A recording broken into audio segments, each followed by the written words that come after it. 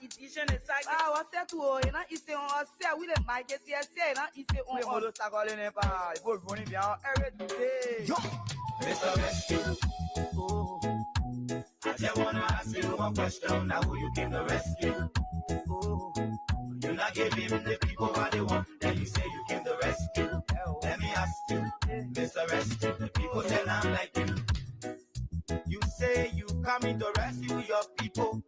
Oh, now why you to us? Hell, you even claim to even be the hero from your experience. So why you to us? So why the rest press not stable? No job, no food, no on the table. Hell, no justice for the poor. Once you not get no money, rest and show your kids can't go.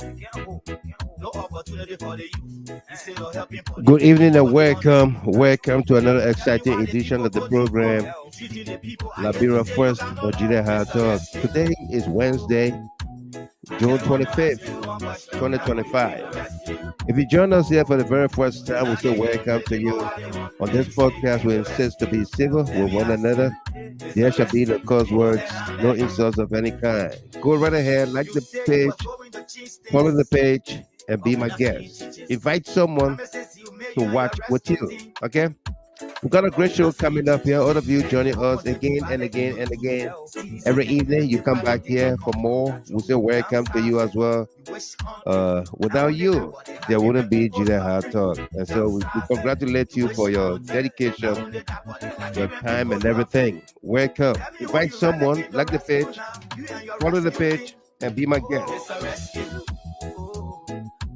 I just wanna ask you one question, now who you came to rescue? You're not giving the people what they want, then you say you came to rescue. Let me ask you, Mr. Rescue, the people say I'm like everything we see that yama yama yama yama yama yama yama yama. Tonight broadcast is dedicated to a number of folks, including our cover photo here tonight. Joyce Lamagere Wayne there in Minnesota, Brooklyn Park, Minnesota, celebrates a milestone birthday, 22. And we say congratulations, Joyce, for making the cover here tonight. Happy birthday to you. In fact, it's belated, but better still, it's welcoming. Congratulations. Also, Be Thankful Addison celebrates his birthday. Happy birthday to you, my friend James John Kekula Sumo, Fargo, North Dakota. Happy birthday. Doris Cooper, Jenkins Yole, Eggy Zaza, Joyce Aramita Ya, Betty Flan, Marion Flan Ross. And for all of you celebrating your birthdays, anniversaries, and special milestones, we say congratulations to you. This broadcast is dedicated to you as well. We also want to extend our sympathies to the man, a friend and brother there in Rhode Island. He lost his mom, and we are very, very sorry for that. Just today, he sent me a message that he lost his mom. You say you coming to rescue your people. And we are very, very sorry for that. You even claim to even be the hero from your experience. So why you to us? So why the rest press not stable? No job, no food, no on the table. Again, we extend our sympathies to Buster. That's Julius.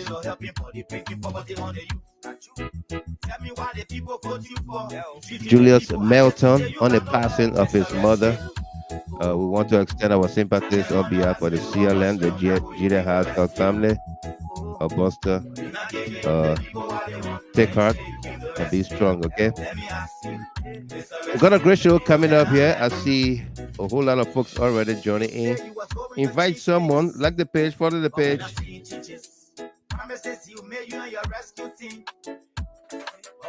Our topic, our conversation tonight will center around the monologue, Periscoping, and digging deeper into the defense case and possible big win.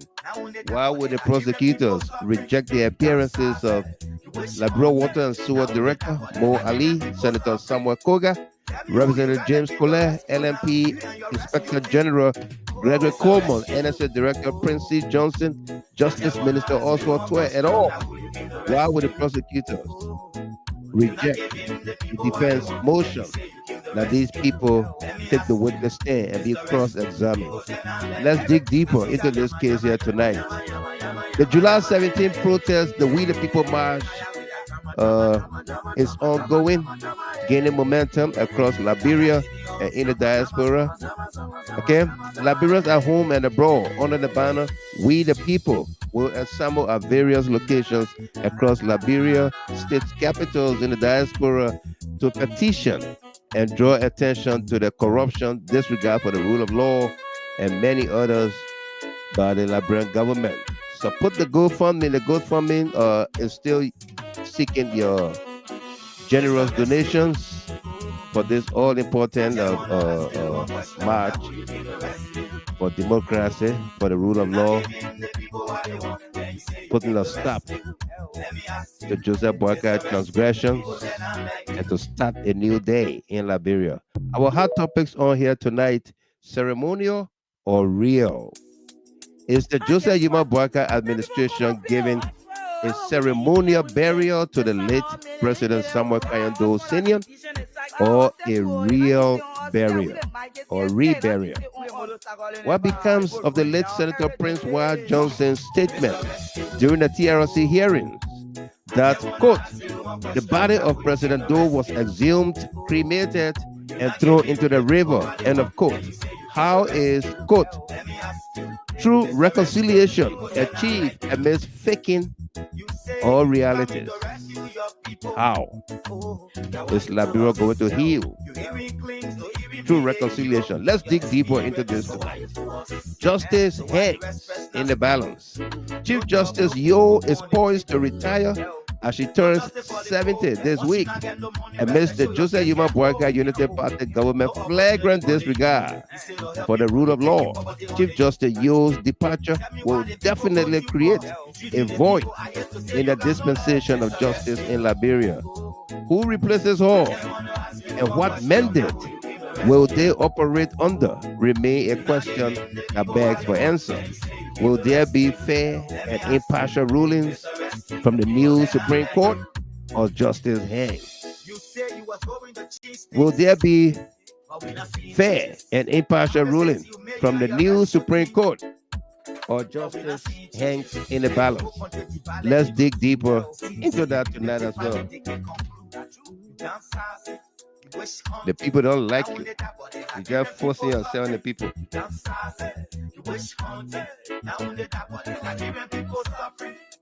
Tell me who you really in your rescue now. You and your rescue team. It's a rescue.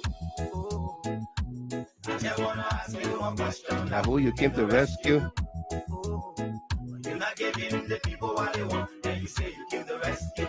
Let me ask you, Mr. Rescue. The people say I'm like everything we see. Yama, yama, yama, yama, yama, yama, yama, yama. Tired with that drama, drama, drama, drama, drama, drama, drama, drama. We tired living on summer, summer, summer, summer, summer, summer, summer, summer.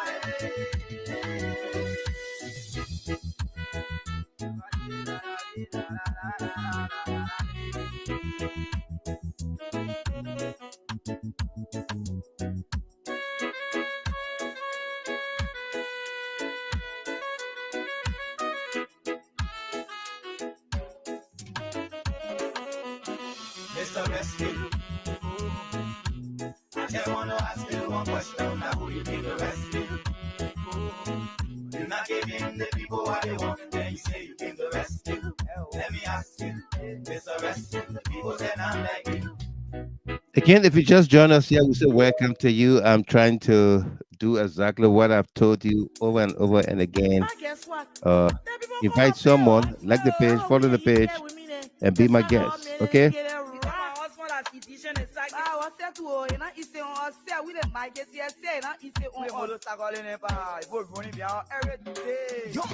Mr. Rescue, I just wanna ask you one question. Now who you came to rescue? You're not giving the people what they want. Then you say you came to rescue. Let me ask you, Mr. Rescue. The people say I'm like you. The people don't like you. You coming to rescue your people. Oh, now why you to us? The people don't like you. Why you forcing yourself on the people? So why you to us? So why the respect's not stable? No job, no food to put on the table. No justice for the poor. Once you not get no money, rest and show your kids can go. The rescue. No opportunity for the youth. Instead of helping for the breaking poverty on the youth. Again, invite someone, like the page, follow the page, be my guest. First in the queue here tonight. Let me go to see who the first in the queue tonight. That was Joseph Walikenda from Philadelphia. Joseph and Edith Walikenda. Welcome to you first in the queue tonight. And of course, our cover photo, Joyce Wim, Lomagere Wim. Hello, Mr. Gilmore, GHT family. Hope all is well. Absolutely. All is well here, Joycey. Welcome to you there. She's following, and a happy birthday to you. Also celebrating that birthday tonight and following the podcast. It's a Be Thankful Addison. Happy birthday to you, my friend. Congratulations on your milestone birthday as well. Okay, we've got a great show coming up here. Invite someone, like the page, and be my guest. You're not giving the people what they want, and you say you give the rescue. Let me ask you, Mr. Rescue, the people say not like everything we see. The people don't like you, Mr. Rescue. No, Monique Boyo. Happy birthday and best wishes to all the celebrants, she said. Welcome to you there. No, Monique Boyo. Also, coming up, Editorial, quote, in pursuit of truth and integrity, we join the call for a special prosecutor. And of course, that's the Liberia Investigator newspaper. We have an editorial from that newspaper, very inspiring document there they put together, editorial.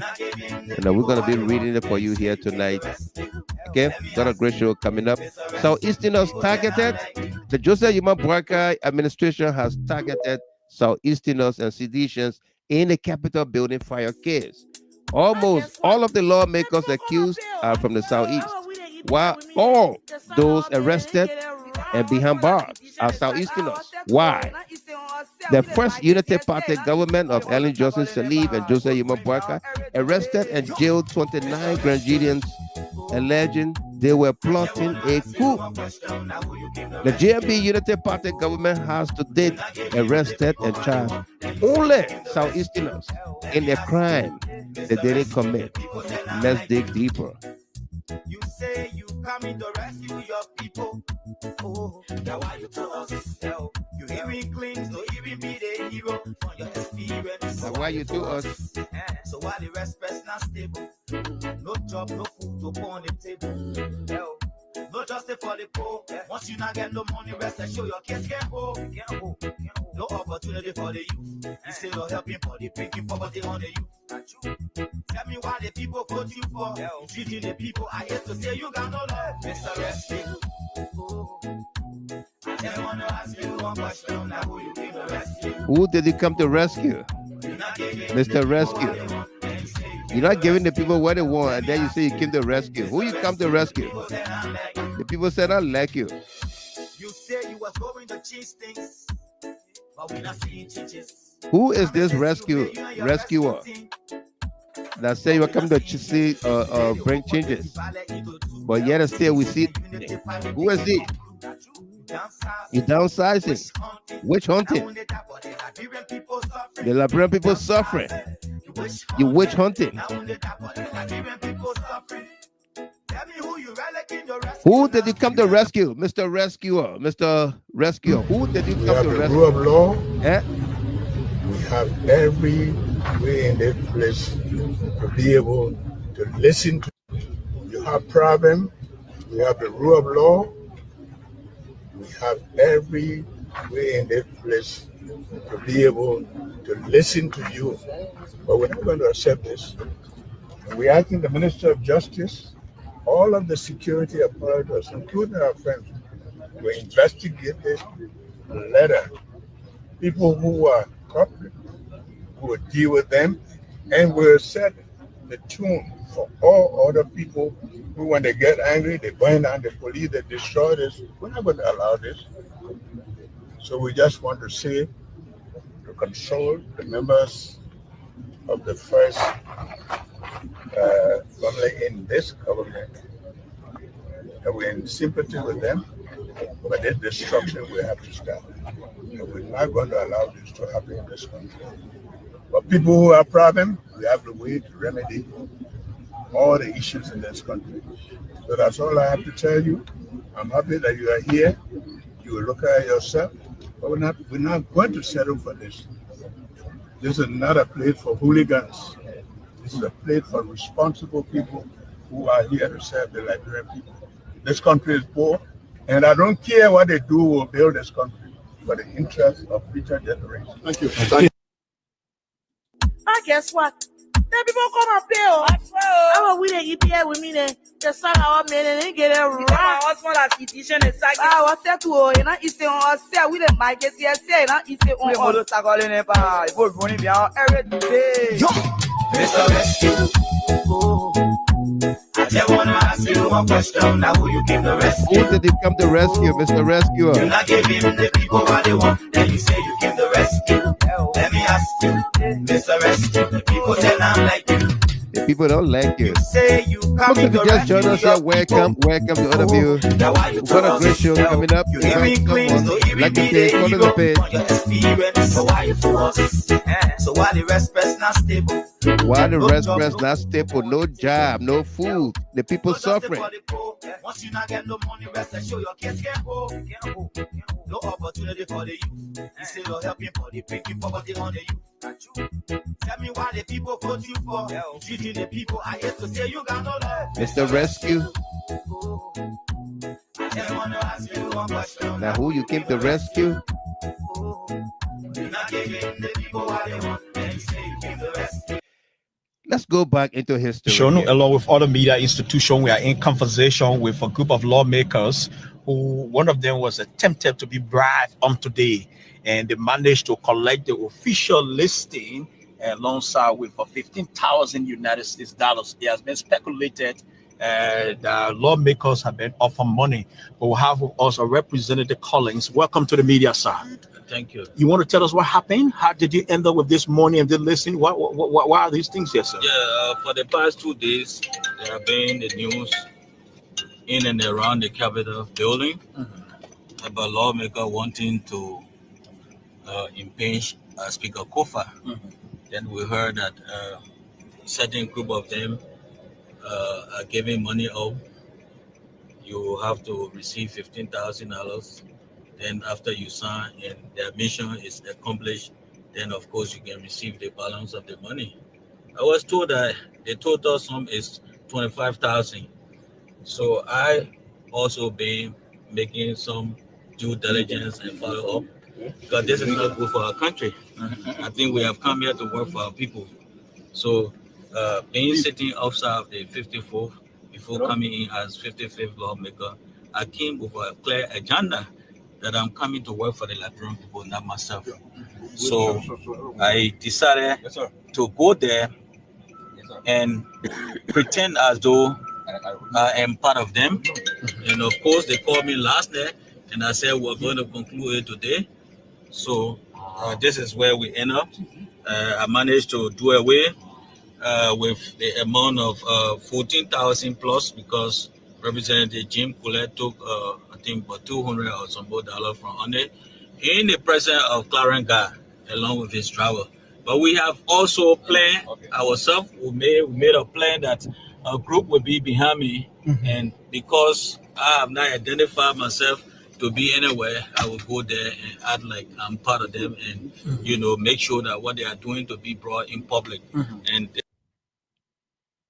the joint chamber, that person, they don't know the joint chamber. This chair are not being hosted at joint chamber. And the first thing I want the public to understand is the historical analysis of these chairs. These are the chairs that were used by John Topa Molba and Erwin Melvin Snow Jr. when they were Speaker and Deputy Speaker, respectively, 2006. In 2006. These are historical chairs. So thereafter, when other speakers succeeded them, they stopped using these chairs. And these chairs were kept at the basement of the building. One might say in the aka, or whatever nomenclature I gave to it.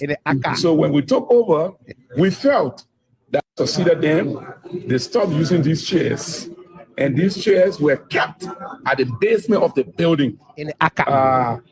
One might say in the aka, or whatever nomenclature I gave to it. So when we took over, we felt that this was a historical chair.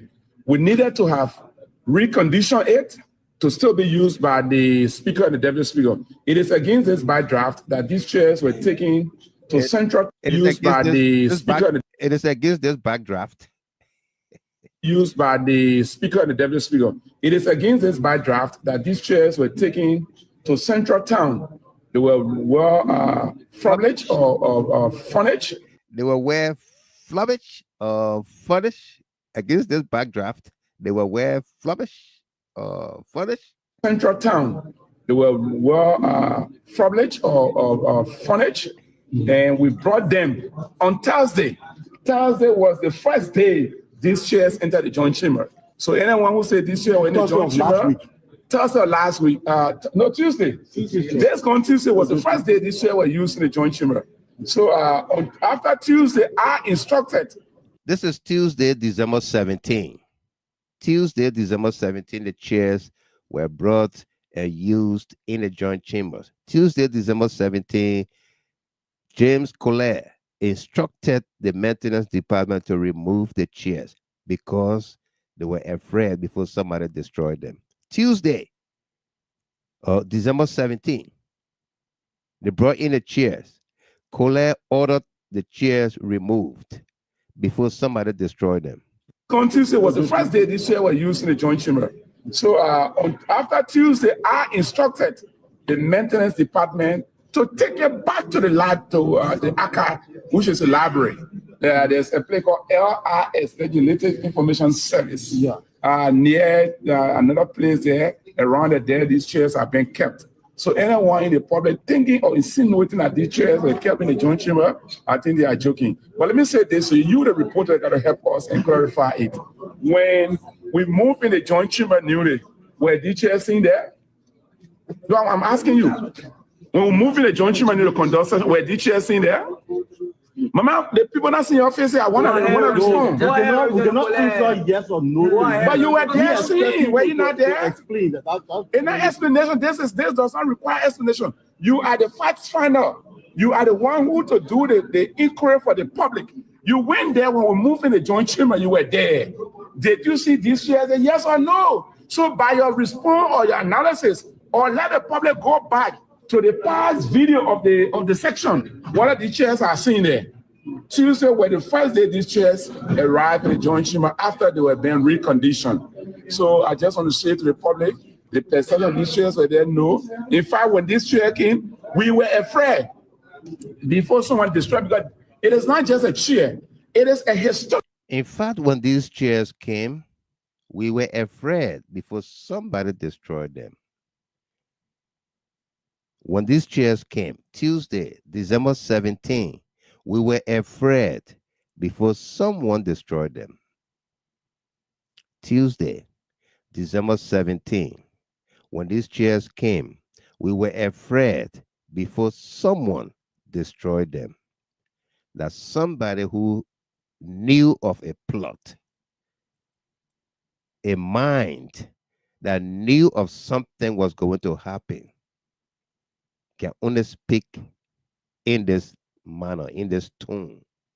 When these chairs came, December 17, Tuesday, December 17, I ordered them removed because we were afraid before someone destroyed them. So I just want to say to the public, the percentage of these chairs were there, no. In fact, when this chair came, we were afraid before someone destroyed, because it is not just a chair. This chair came, we were afraid before someone destroyed, because this chair came, we were afraid before someone destroyed, because It is not just a chair. It is a historical chair. Post-war Liberia, first elected speaker and first elected deputy speaker. When these chairs came, it is not just a chair. It is a historical chair. When these chairs came, it is not just a chair. It is a historical chair.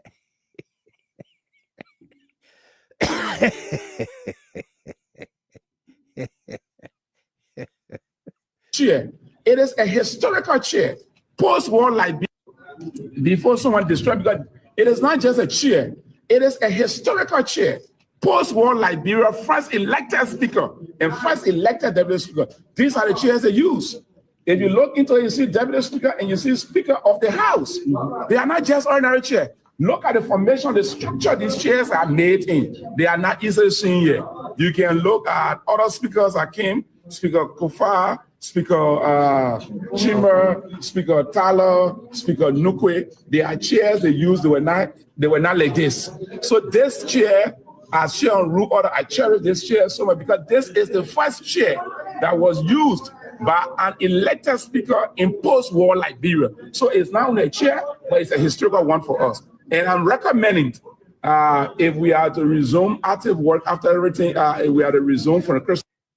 If we are to resume active work after everything. So what happened on Tuesday, December 17? Were they not actively working? And what is the meaning of that resumption? When we resume after everything, what is everything? Is it the fire? After the fire incident, after the removal of Speaker Kofa? What is that after everything? What is it? For us. And I'm recommending if we are to resume active work after everything, if we are to resume. It is now when we resume, if we are to resume, if we resume after everything, I'm recommending. Now, when we resume, if we resume, why is he expressing uncertainty about resuming work? Why? But it's a historical one for us. And I'm recommending if we are to resume active work after everything, if we are to resume for the Christmas break, after everything, I'm recommending the leadership that the current leadership can produce their own chair, that we can take this chair to the National Museum to be kept there for historical references. That tomorrow after the war in 2006, when the election was conducted in 2005, a speaker was elected, a deputy speaker was elected. On the basis of that, after they were elected, this was a chair they used. If you go at the museum outside, you will see the vehicle that Chancellor used. You will see the vehicle that Doe used and all ex-presidents. So I think we can also historicalize this as well to see this as the first elected speaker of the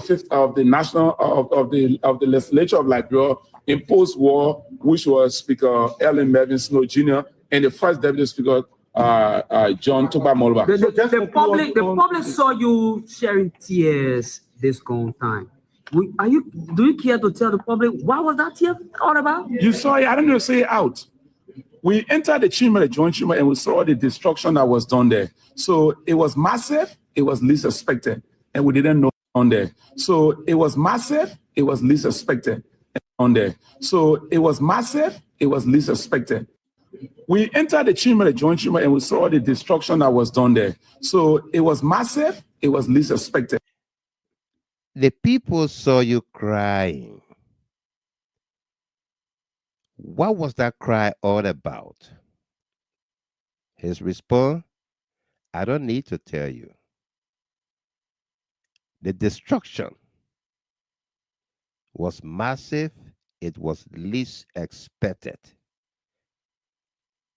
The destruction was massive. It was least expected. What did he expect? We entered the chamber, the joint chamber, and we saw the destruction that was done there. So it was massive. It was least expected, and we didn't know how we got there. So we entered the chamber, the joint chamber, and we saw the destruction that was done there. So it was massive. It was least expected. We entered the chamber, the joint chamber, and we saw the destruction that was done there. So it was massive, it was least expected. And overtime requiring law enforcement intervention. Intensified overtime requiring law enforcement intervention. November 8, 2024, Thomas Isaac Etheridge, staff of former Speaker, and Patrick Moore seized the keys of the Deputy Chief Clerk office, indicating signs of sabotage. November 10, 2024, the Joint Chambers intensified overtime requiring law enforcement intervention. November 8, 2024, Thomas Isaac. This is Inspector General Gregory Coleman describing the scenes or events as they unfolded during the impasse at the Capitol building, when renegade lawmakers decided to remove the legitimate speaker by force, to overthrow him, to unseat him, to remove him in whatever way, shape, or form, manner. The IG will begin to call him compromised IG, inserting himself, is telling the Liberian people and the international community, international partners, that as early as November, due to the escalation of events at the Capitol, law enforcement stepped in to restore law and order. That would be the only reason why law enforcement would have stepped in. As early as November, law enforcement stepped in.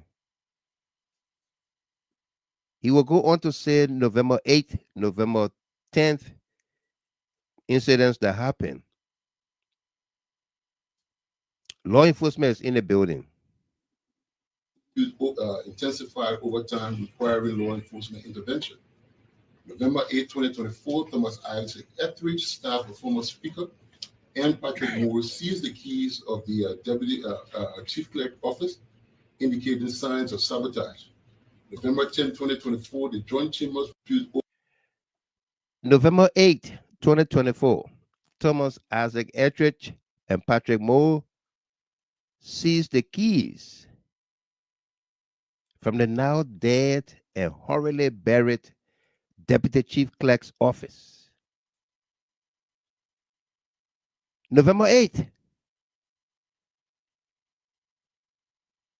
And he said that seizure of the keys indicated signs of sabotage. November 8th, we had, as per the IG, the compromised IG, we had signs of sabotage, or law enforcement investigation revealed signs of sabotage. What did they do November 8th? Gabriel West, what did they do? Be thankful, Addison, today your birthday, but let's dig deeper. Ali Bagayoko, what did they do? Let's go back on this tape. November 8, 2024, Thomas Isaac Etheridge, staff of former Speaker, and Patrick Moore seized the keys of the Deputy Chief Clerk office, in the keys of the Deputy Chief Clerk office, seized the keys of the Deputy Chief Clerk office, seized the keys of the Deputy Chief Clerk office, seized the keys of the Deputy Chief Clerk office, seized the keys of the Deputy Chief Clerk office. I put that on repeat for the mere reasons. The simple reason. The Deputy Chief Clerk is dead. The Deputy Chief Clerk is dead and was horribly buried.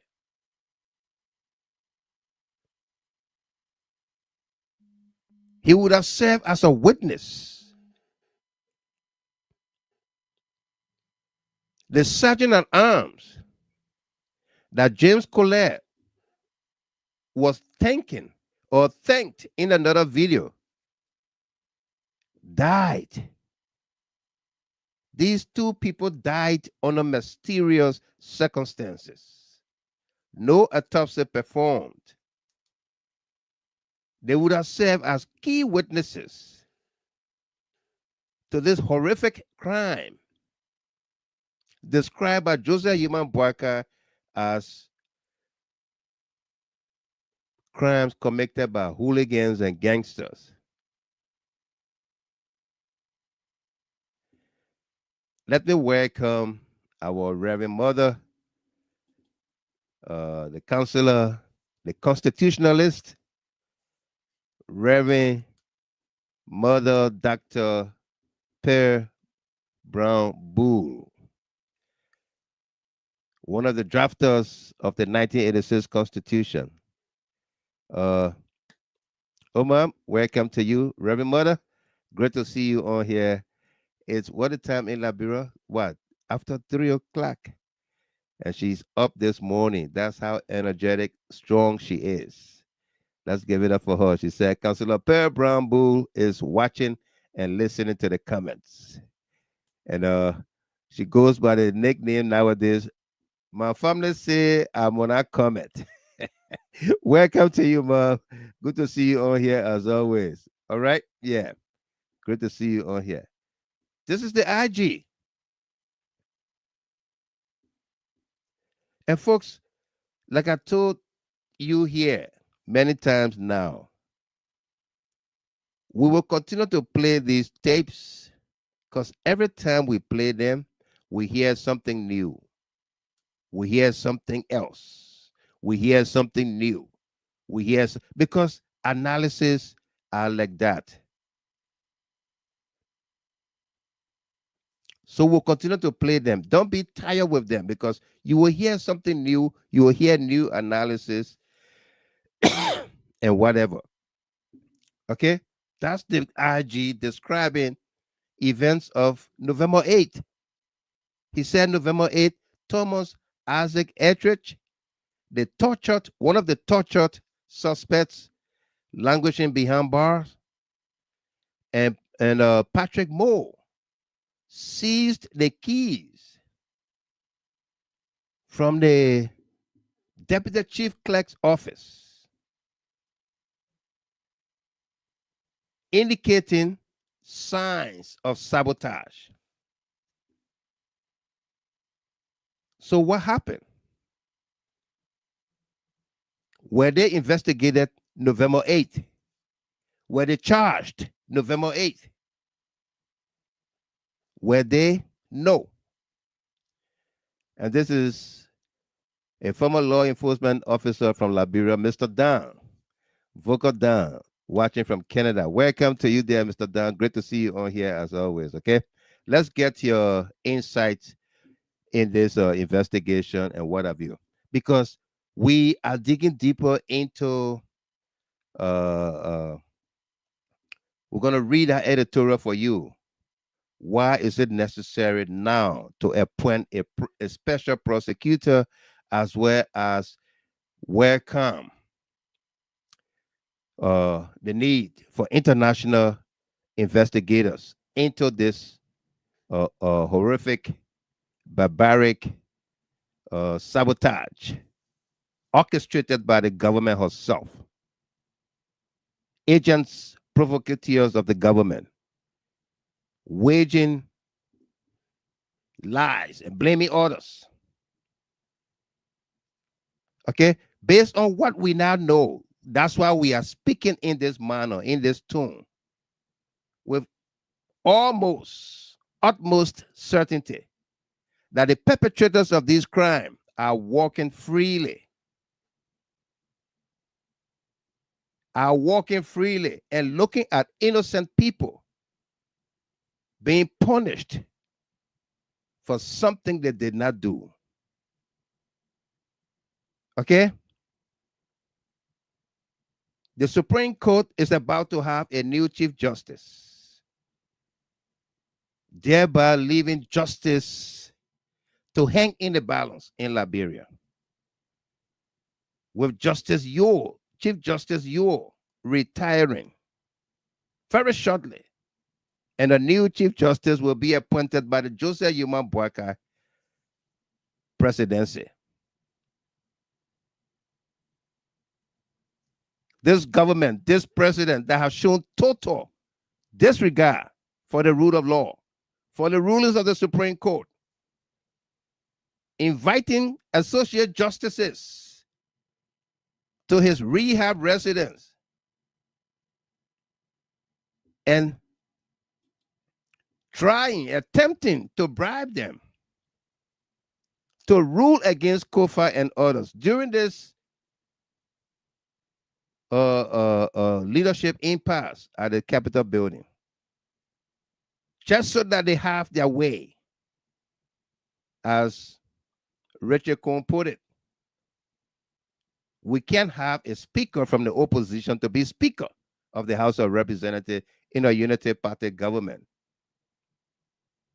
So we have to do everything, anything possible to remove Speaker Kofa. That they did. Okay?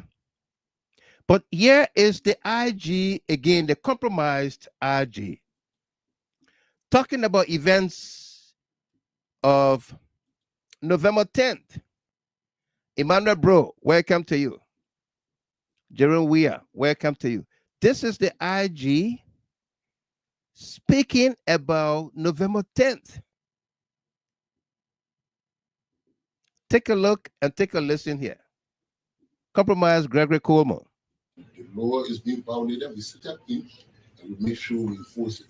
On December 10, 2024, the police investigation did establish that suspect Kivi Bar, alias Kabar, and John Ginanti, attempted to ignite fire on a circuit breaker panel on the second floor using gasoline.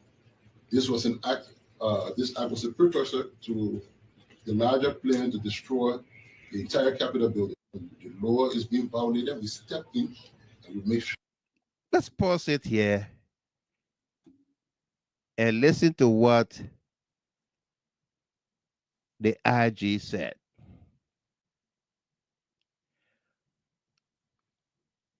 Law enforcement intervened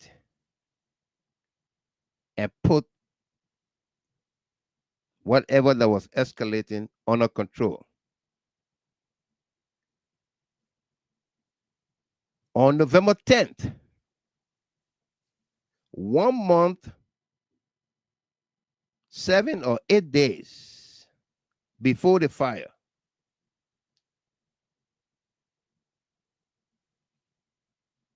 two alleged suspects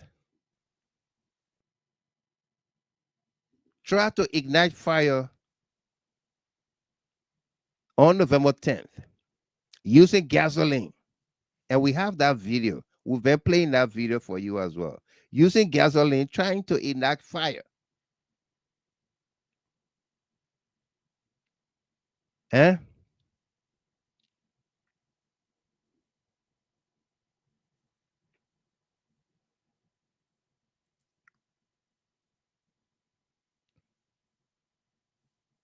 Okay. Let me read this comment from JNB Administration, a friend and brother from right here, Detroit. He said, JNB Administration, welcome to you. How are you tonight, brother, man? Good to see you, as always. He said, for real, those two important men, talking about the deputy chief clerk and the sergeant at arms that died mysteriously.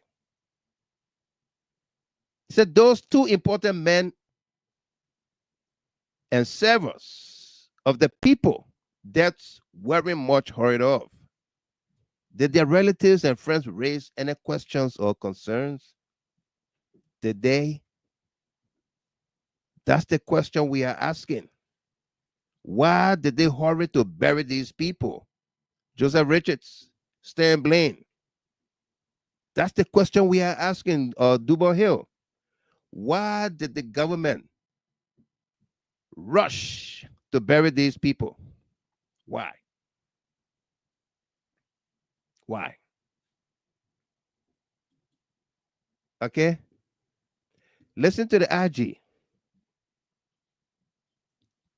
And Jerry Lakbei, welcome. Good to see you on here as always, brother man. Welcome to you. Okay? Listen to the IG here. Let's go back. The law is being violated. We step in and we make sure we enforce it. On December 10, 2024, the police investigation did establish that suspect Kivi Bar, alias Kabar, and John Yanti, attempted to ignite fire on a circuit breaker panel on the second floor using gasoline. This was an act. This act was a precursor to the larger plan to destroy. Suspect. December 10, 2024. A suspect Bar and John Yanti attempted fire on the second floor at the second breaker. Police law enforcement investigation established. That's what the IG at least said. November 10th. November 10th. And he went on to say it was the precursor, the prelude, the beginning of December 18th. November 10th was the precursor. So what did law enforcement do? Law enforcement intervened when they saw crisis brewing at the capital between and amongst lawmakers, the majority black, the minority black, or the rule of law caucus that was supported by the Constitution. Law enforcement intervened, but law enforcement saw a report conducted by them, an investigation conducted by them, came out with a report that says John Yanti, Kivi Bar, attempted to stage a fire on the second floor of the Capitol. So what happened with that investigation? Why wasn't John Yanti and others charged for attempted arson, attempted murder, whatsoever, on November 10th? How did John Yanti leave Liberia to go to Ghana if an investigation established that he was part and parcel of such heinous crime, a precursor to December 18? Why did he leave Liberia?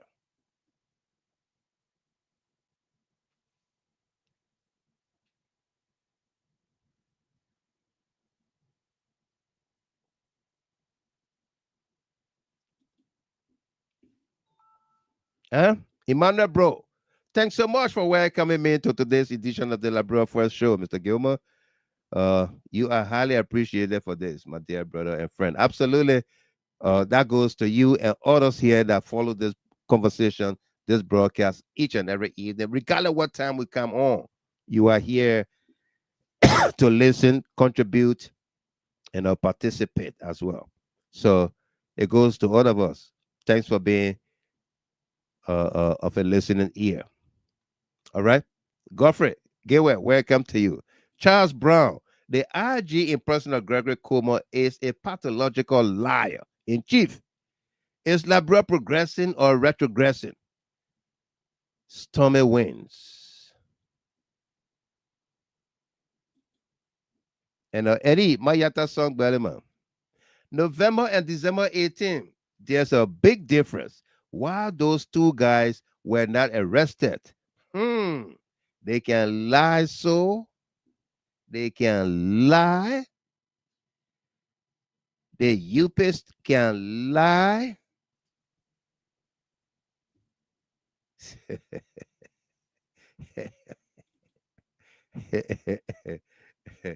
And Alina Morris from somewhere very common. Welcome to you there from your common area.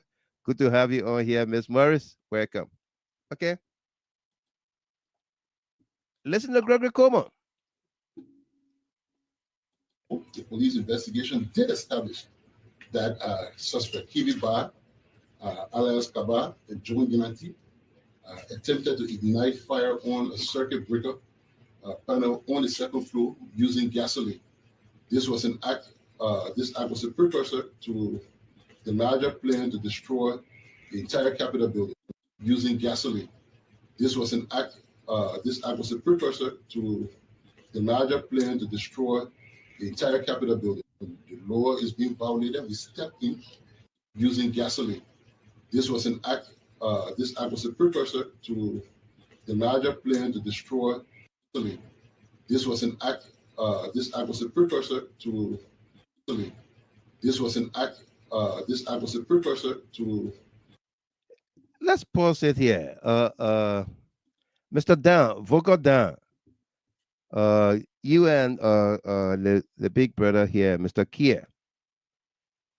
Listen to this RG provide information to the press, to the Liberian people, to the international community. And he's stuttering. He's looking for words. Was he not reporting from a prepared text from a report? Or he's just looking in the blue skies and explaining? Was he not looking at a text, a prepared statement? The reason here is, let's go back and play it. I want you to get the reason I'm saying that. Gasoline. This was an act. This act was a precursor. Okay. This was an act. This act was a precursor. This was an act. This act was a precursor. This was an act. This act was a This was an act. This act was a precursor. This was an act of what? Arson. Attempted arson. This was an act of what? Attempted murder. But then he said a precursor for the greater thing. This was an act. This act was a precursor to the larger plan to destroy. You understand what I'm saying here?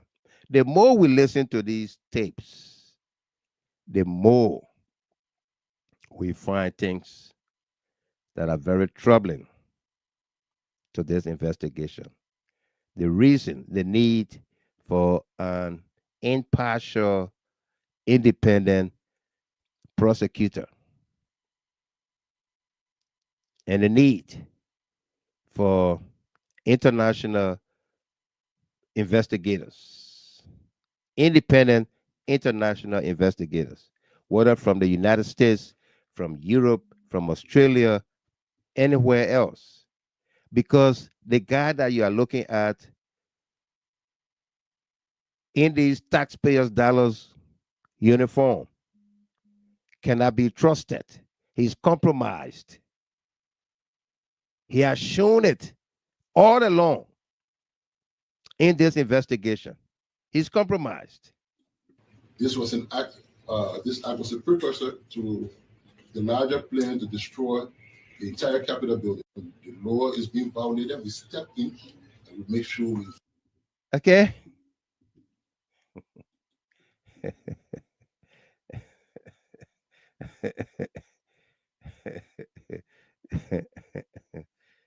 No, Yiligon, welcome to you. Gabriel Cantu, welcome. Charles Brown, the laughter is known as the made by man's laugh. Absolutely.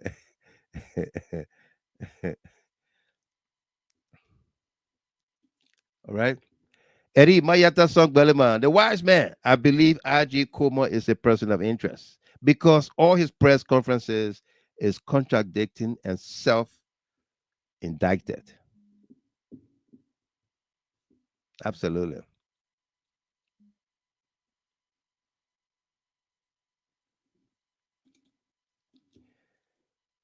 And Ali Bagayoko, he was speaking from a prepared statement or report in relation to the alleged arson investigation at the Capitol building. Okay. But did that report have in it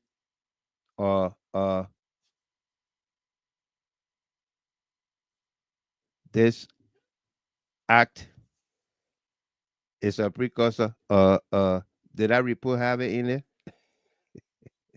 it? Genesis Obed, you laughing? Welcome to you. How are you? Okay. And Mr. Kier, I was waiting for this comment. Let me read this from the big brother here. Mr. Kier. Stephen Kier, welcome. Welcome to you and the big sister there, Nelly Kier, your darling wife of many rice farm years ago. Good evening, Wild Michael. Since the Capitol building fire investigation, the police concluded their investigation and forwarded the case to court. According to the police IG, I believe with all the credible evidence collected, which I know completed the first phase of the criminal justice system, the police. When this is done by the police, then the only time police will be needed is during the trial, where the police will again be needed to testify as a state witness. But I noticed this police IG is now following in that process, or with that process.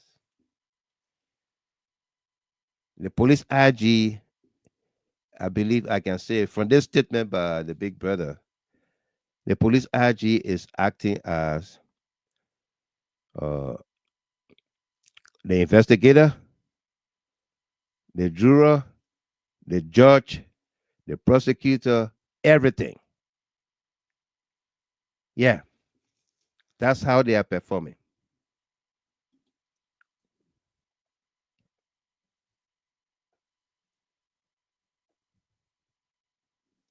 And Charles Brown, folks, aren't you aware that lying is a difficult thing to do? Telling lies are done by brilliant individuals.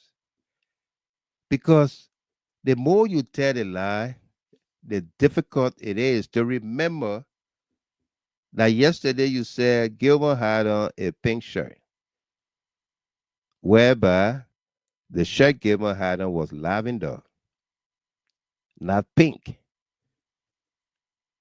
And then you went on to say again and again and again, you had on a pink shirt. And then you forgot that you better say pink shirt. Now you come back to say, no, I didn't say pink shirt. It was white shirt.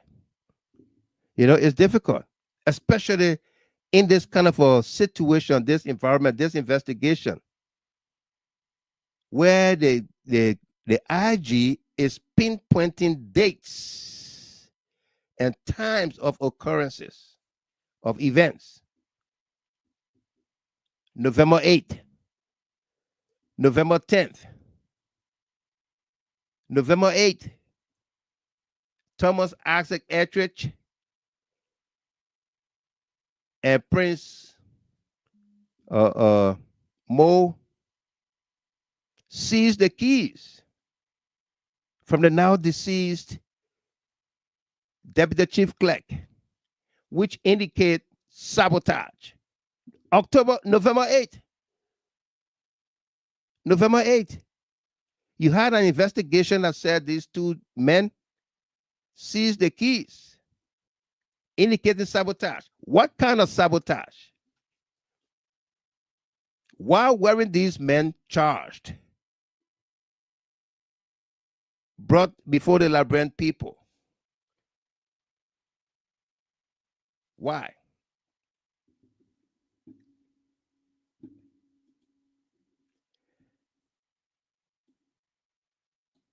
Let's listen to John Yanti. John Yanti is the man that was brought in from Ghana. John Yanti was brought in from Ghana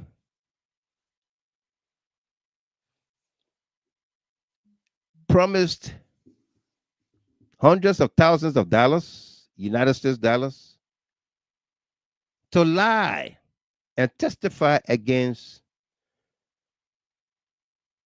Speaker Kofa and others.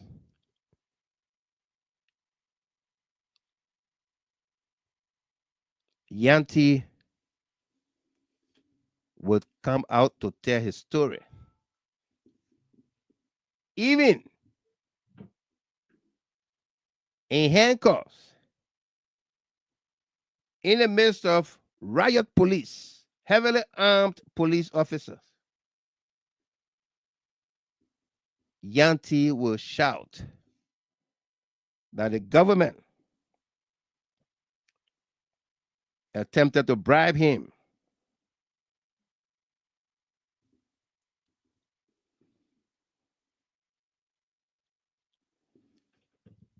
with $200,000.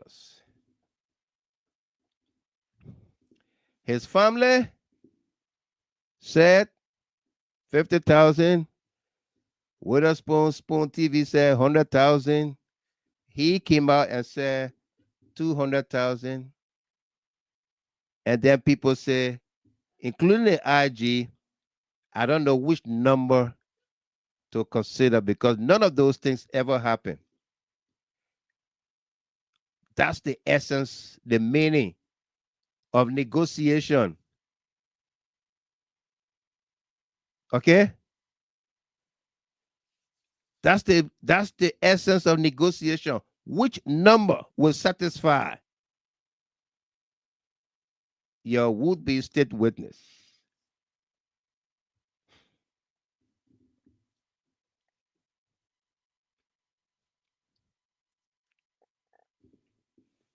Okay? Listen to John Yanti.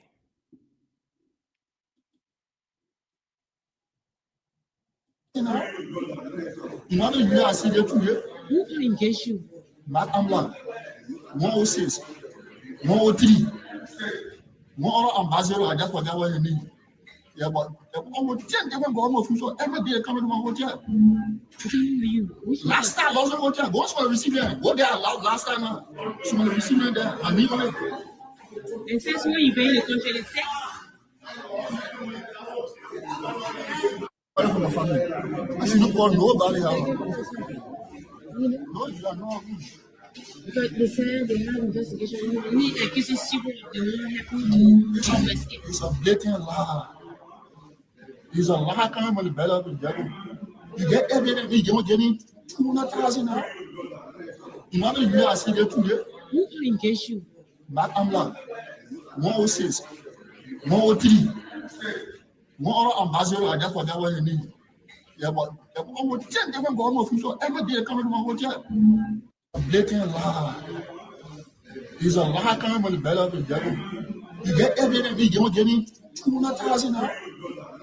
Another year I see the 2 years. Who can engage you? All right, let's pause it right here.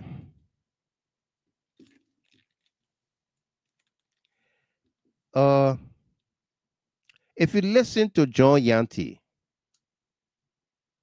you listen to Tom Ettridge and others that have been tortured, languishing behind bars or out of the country, like the likes of Andrew Lawson and Abbott Weir, who were tortured by law enforcement officer from the Liberia National Police to NSA headquarters. And they were subsequently taken out of the country. They all have similar story. The government tried to pay them, bribe them to lie, to become state witnesses against Fonati Kofa and others. That's the common underlining or the common denominator in it all. But let's go back to the genesis of this whole crisis. We played you a video here earlier where a lawmaker, Luther Collins, is on video in a car with newsmen explaining how he made away with the list of all those that signed, allegedly signed the petition to remove Speaker Kofa. And $15,000 were given against the total amount of $25,000. That was the beginning. Money being used to influence decisions. So what these young men are saying, that the likes of John Yanti, Tom Etrich, Prince Mo, Lawson, Weir, and others, that this government decided to pay them to lie. Isn't that a uniform statement? Is that a concocted statement? Is that something told to them to say?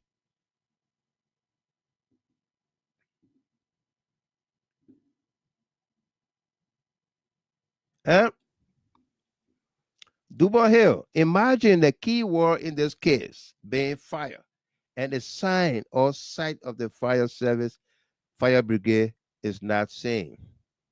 No, they're not there. Derafina, how are? Mr. Gilman, how you doing? I'm awesome. Thank you so much for everything. May God continue to bless you as you break this news to us every day. You're welcome, and thanks for listening every time we come on here too. All right. Yama Victoria McCall. Mr. Gilman, hi. My 7th grade writing literature teacher always told us, to our class, that a liar must have a good memory. Absolutely. In the absence of that, you will get caught. Pens down. Okay? So does it make any difference if John Yanti's family said they offer him $50,000? Or Spoon TV said they offer him $100,000? And John Yanti coming up, the main person who is supposed to sign the deal, came up to say, oh, they upped the money to $200,000. They sent ambassadors. They sent officials of government, over 10, to my hotel to talk to me, to persuade me, to coerce me, to pay me to lie. Does it make any difference?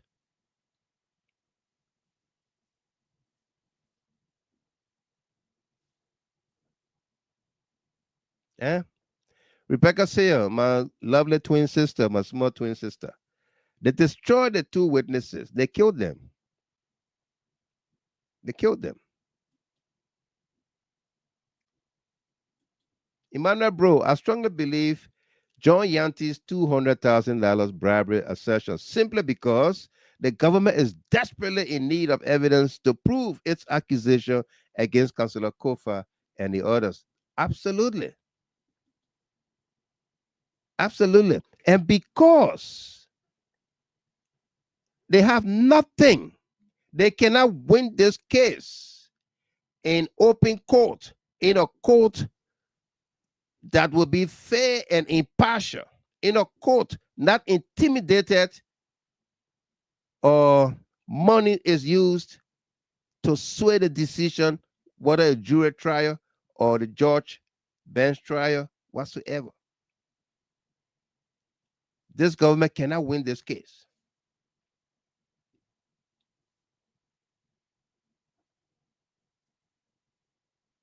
They can't win this case.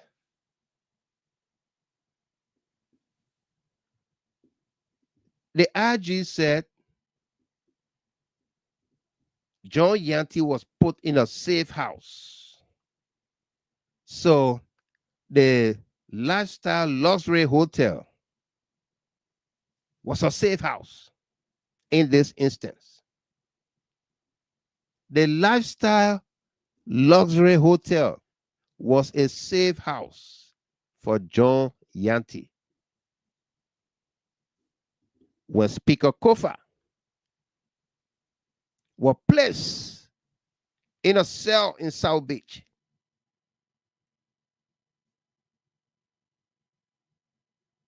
when other lawmakers were placed in a cell in South Beach,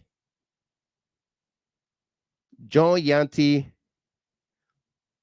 was in a safe house as per the compromise IG at the luxury hotel, eating caviar, drinking big boys drink, dining and whining, and doing everything.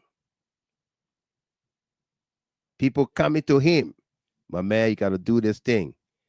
You know, the papi, everybody is aware you here, and you the man. I mean, you the only one holding this thing. No matter whatever you want, your family will be taken care of. We started out with 50K, but I think we can settle for 200,000. But you just got to commit. You got to sign the document. These are the prepared statements. You know, go over here. Go over here. You get any question, let us know. But when you sign this thing, okay? J. Hawa, G. Masikwa from Nairobi, Kenya. Welcome and good morning at your end there. Great to see you on here, my sister. Welcome to you.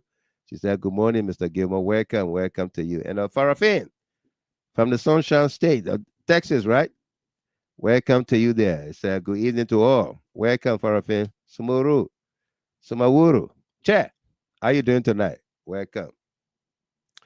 And Mr. Kia, in short, Michael, in short, once the case is forwarded to court, then the police will cease further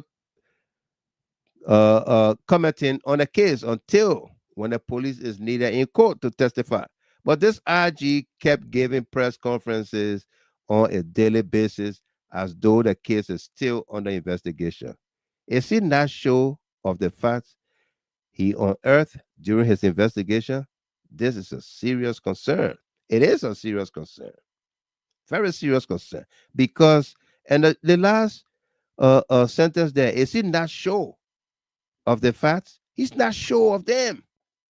They are still trying to gather evidence where there's none. The evidence is right before them. They are the witnesses. They are the persons of interest. The doer of the crime or doers, the instigators, the facilitators are right before them. The likes of Mo Ali, James Kolleh, Samuel Kogar, Richard Nangbe-Kun are right before them.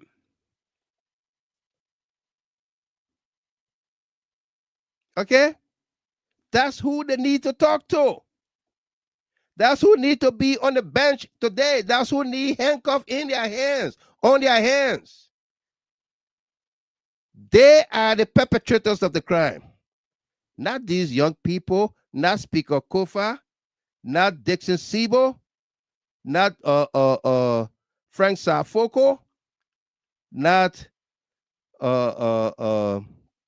where he need from District 16, 15, Abu Bana Kamara, not those people.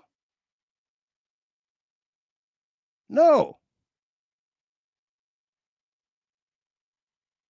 Okay?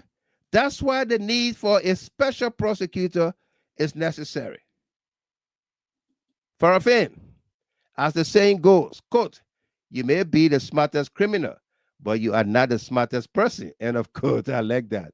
In their minds and to their best abilities, this was the smartest plan. The Lone Star State. Yeah, that's the Lone Star State. Absolutely. Thank you. Welcome. Okay. And Favor Morris. So true, Mr. Gilmer. And J. Howard G. Masekwa says, so true. Yeah. Rebecca Seal. John is confident in his statement. And look at his face. He is speaking the truth. 1 minute, Liberal Law. I hear from you long time, my man. You stop calling me. This is summertime. Oh, okay. They need to check that hotel for video evidence of those guys visiting the hotel. They have it, but they will not produce it. They do. Okay? Listen to John, and then we'll move to something else. Listen to John Yanti. Who can engage you?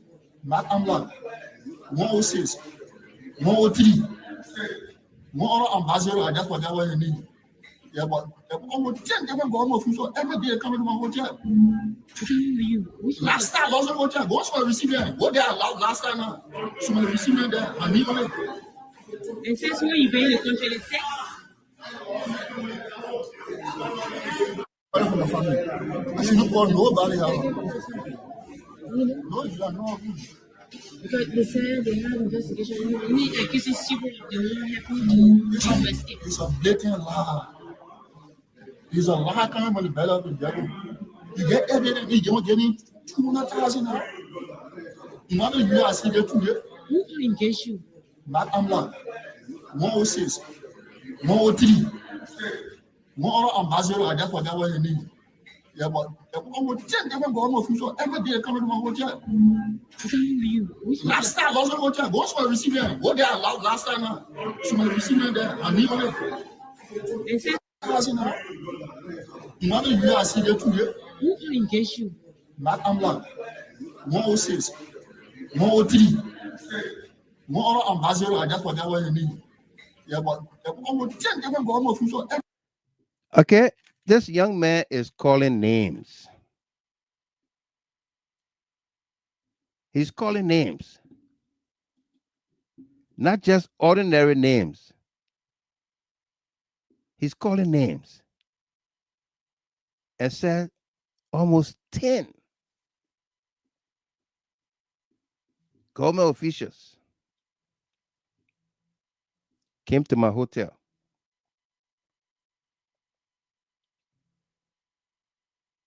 to bribe me. Yeah, almost 10.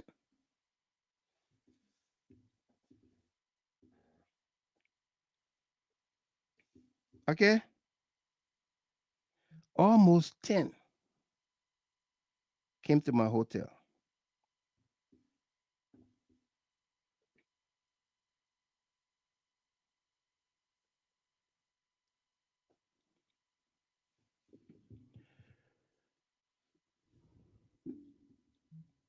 Almost 10. This young man, in the midst of this riot police, heavily armed police, handcuffed, is able to tell the Liberian people that the government tried to bribe him. He's in handcuffs, led to court, and thought he would not have had the day or the time to tell his story to the Liberian people. In the midst of the police, is telling us that the government tried to bribe him with $200,000. Don't take my word for it. Listen to John Yanti. What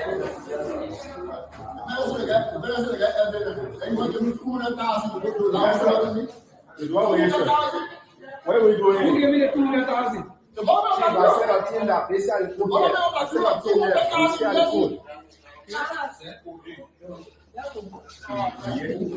When they tell you that, what the sales of doing? The sales of them. What's the income of money? To lie. Oh, who? To lie. You want to lie. The government of the that they say the government of the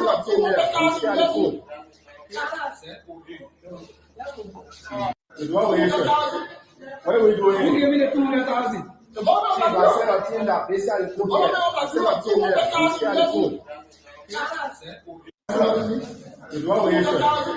what are we doing? Who gave me the 200,000? The government of that they say the government of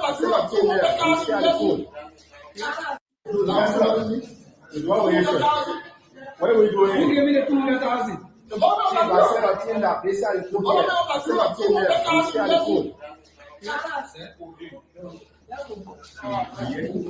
what they tell you that?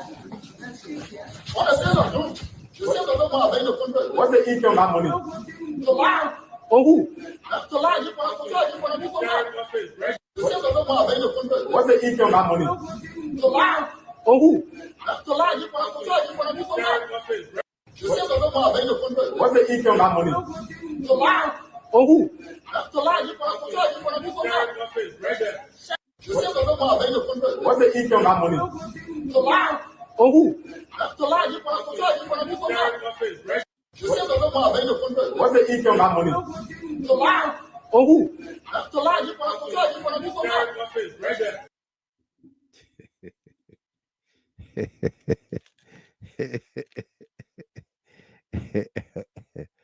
Oh my goodness. What's the intent of that money? To lie. To lie against who? To lie against Fonati Kofa. And I will add, and others. Masalan, Mas, SP, Pelu from Australia. I'll read my daughter comment tonight. She'll get through me. Welcome, Mas. How you doing? And Jessica, Beslo, MJ, welcome to you. Vavo, welcome. Seyopote, Adama, Fofana, welcome as well. What's the intent of that money? To lie. To lie on who? To lie on Fonati Kofa.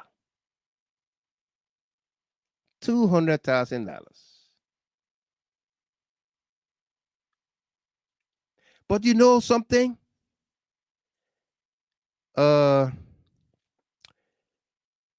If you listen to our market women, our pen riders, our old man in the market, the Yana board, this, that, the tailors, you name it, civil servants, or civil society groups. One thing that Liberians continue to demonstrate is the sense for the rule of law, for justice, for the right thing to be done.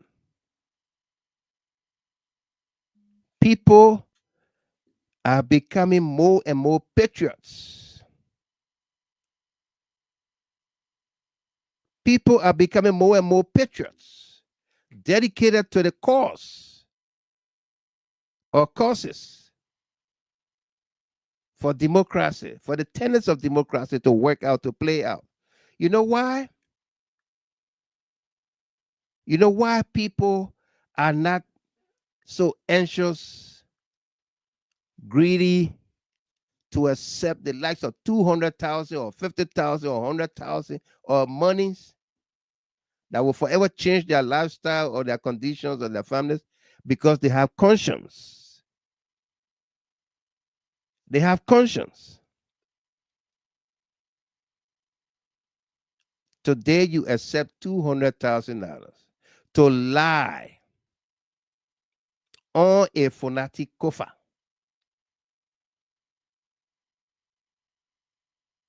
That first of all brought you into the picture of employment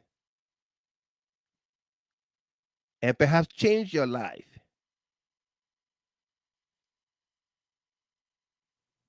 And you saw what happened. The process of trying to remove him. Okay? And then you say what? You're going to take 200,000 to lie on Fonati Kofa?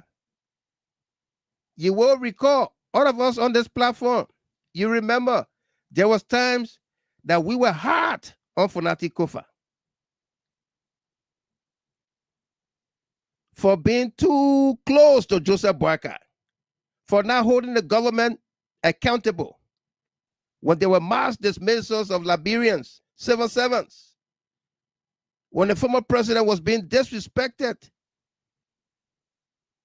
when people in government, officials of government were making, loose statements or just talking from both ends of their mouth. We were not happy with Speaker Kofa then, but that didn't mean we wanted his ouster by force. But who are we today? We are standing shoulder to shoulder in this struggle with Fonati Kofa. Unsolicited. Because the right thing must be done. Okay? That's what we are doing here.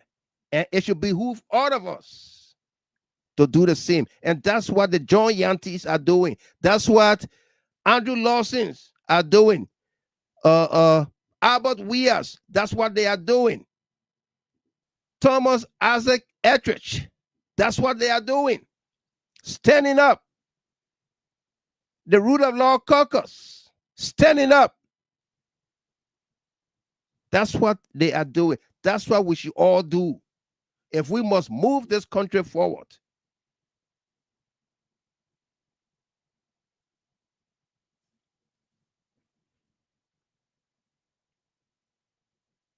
Okay? That's what we should do. Because you know what?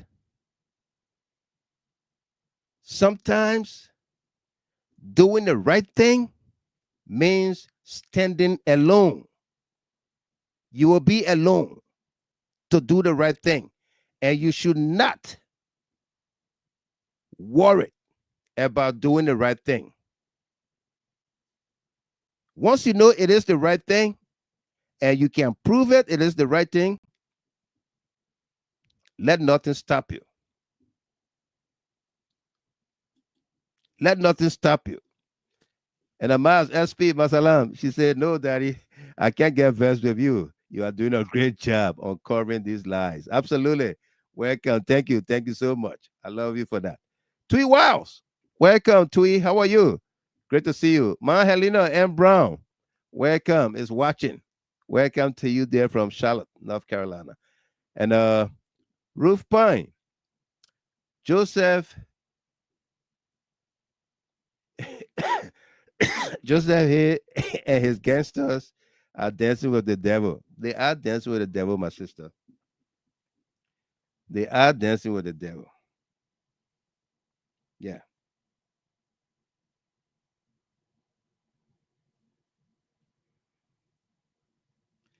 They are dancing with the devil. But we'll get to them. We will unmask that devil. Yeah. Okay? Imagine all of this thing that is going on in the country.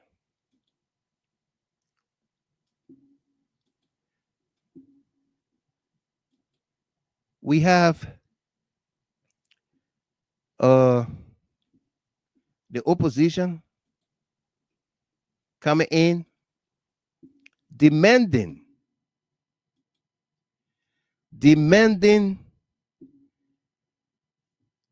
a free, fair, impartial trial, demanding a special prosecutor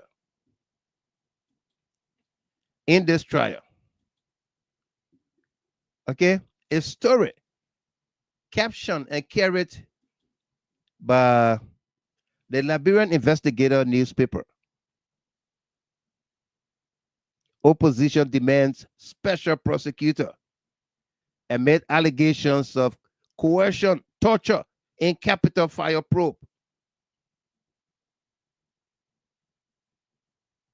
Mandusu Dole, welcome to you. Opposition demands special prosecutor amid allegations of coercion, torture, and capital fire probe. Okay? Here is the paper. And this is from, let's look at the date here.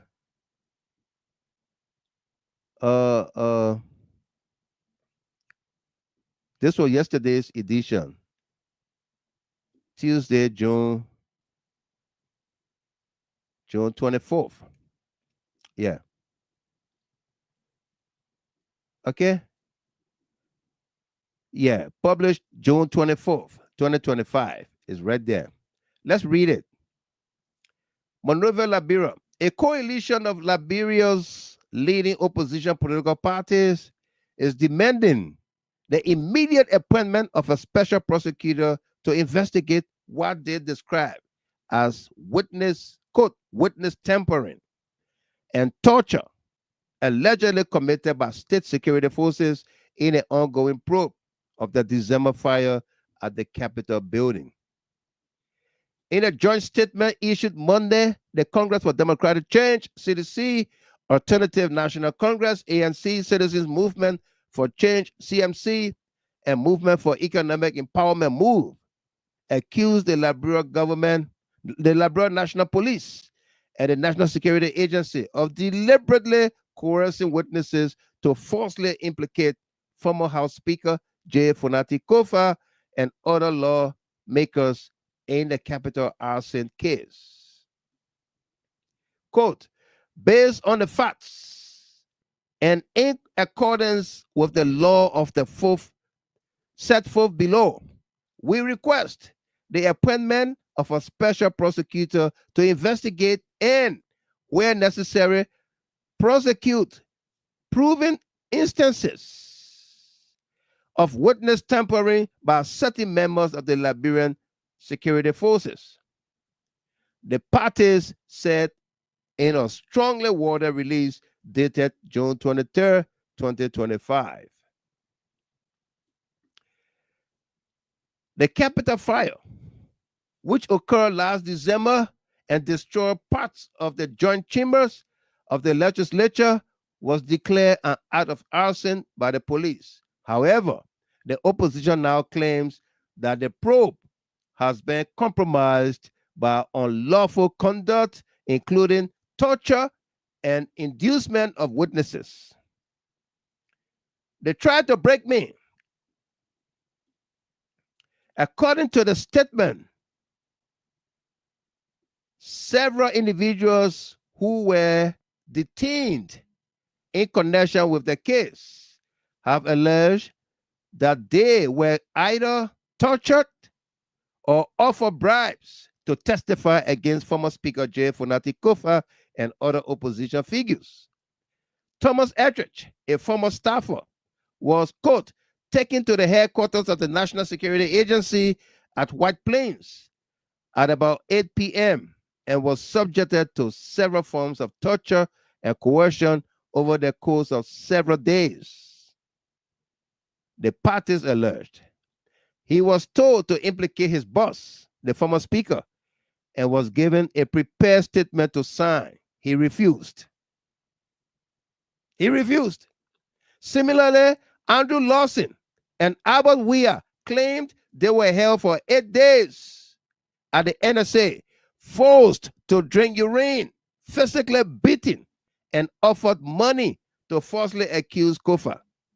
Lawson, now reportedly outside the country, said NSA personnel later apologized and offered him US $2,000 for his pain and suffering if he would sign the statement. He again refused.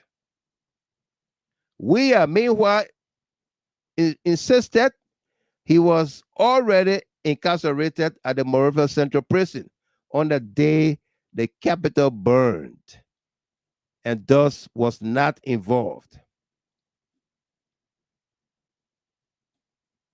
One alleged victim, John Yanti, claims he was flown to Monrovia on a false pretense by family members acting in coordination with the police.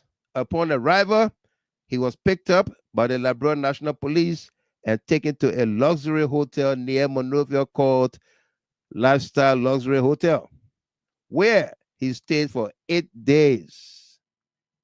The offer ranged from an initial 50,000 United States dollars as much as $200,000 to implicate former Speaker Kofa and his colleagues. The opposition disclosed noting that various family members who claim to have been part of the negotiations have confirmed Yanti's story. Yanti, who refused to cooperate, was held for 11 days before being taken to court on June 18, a direct violation of the 48-hour detention limit enshrined in the Liberian Constitution. You see? Yanti, the joint statement also alleged that individuals like Bacchus Kape, Patrick Halley, and Gabriel Fancia were arrested simply for residing in District 16, home of Representative Dixon Sibo, and were released after refusing to implicate others. See? The most troubling revelation, according to the opposition, involves Christian Kofa, who was arrested on June 4th, but whose whereabouts remain unknown. His family has reported that he has been kidnapped. The statement revealed the police have yet to make him available to his lawyer, and we have been informed that he is being held at another hotel location where he is being induced to provide false testimony. Disparate treatment and constitutional violations. The opposition parties also accused the police of applying discriminatory enforcement in the treatment of accused lawmakers. All 5 lawmakers were charged under the same rate with identical offenses, yet the treatment meted out to them varied based on perceived political affiliation, the parties noted. 4 opposition lawmakers were detained at the Central Prison Station under oppressive conditions, while the lone lawmaker, Representative Priscilla Cooper, affiliated with the Rescue Alliance, was released on personal reconnaissance. They cited Article 21I of the 1986 Constitution of Liberia, which states, all accused persons shall be bailable upon their personal reconnaissance or by sufficient sureties, depending on the gravity of the crime and the probability of the accused appearing for trial, except for capital offenses or offenses punishable by life imprisonment. Arson, while a serious offense, is not a capital offense and therefore does not preclude bail or release on reconnaissance. The statement said, the arbitrary denial of this right to selected individuals on apparent political grounds not only violates the Constitution, but also undermines the principle of impartial justice. The opposition further questioned the thoroughness and neutrality of the police investigation. Quote, from the onset of the investigation, it appears that the police have focused on one group of people while ignoring evidence pointing to others. End of quote. They said, raising unanswered questions about surveillance footage, electrical faults, and movements at the Capitol on the night before the fire. Thank you. On the night before the fire, there were movements. There were people there. There was security. There were Samuel Kogar. There were James Kolleh. There were Mo Ali. There were others on the grounds of the Capitol the night of the fire, December 17 into December 18. This is what Judah Hathor has been long reporting. Now, somebody's listening from the opposition bloc. Creating or tampering with evidence or with the investigation is a path from our immediate past that must not be allowed to resurface. The opposition leader stated, it is not only the rights of Liberian citizens under the Constitution that are at stake, but the Constitution itself. The statement was signed by CDC Chairman Anthony Janga Kowo, ANC Chairman Councillor Lafayette Ogu, CMC Chairman Mr. James Yugi, and MOVE Chairman Mr. Prince G. Mann. Police reject allegations. Speaking at a press briefing on June 19 at the Ministry of Information, Cultural Affairs and Tourism, MICAT, Inspector General Gregory Coleman said the LMP never attempted to bribe or pressure John Yanti or any other suspect. Quote, let me be clear, at no time did the Liberian National Police offer a bribe or make any unethical deal with Mr. Yanti, Coleman stated. Quote, no one within the police has the authority to make such commitment on behalf of the government. He confirmed that Yanti had been identified as a person of interest early in the case, but avoided capture until he returned to Liberia through a family arrangement. He had already been charged before he returned, Coleman noted. Out of respect for his family's appeal, we gave him a chance to prove he was willing to cooperate. But we found he was unreliable.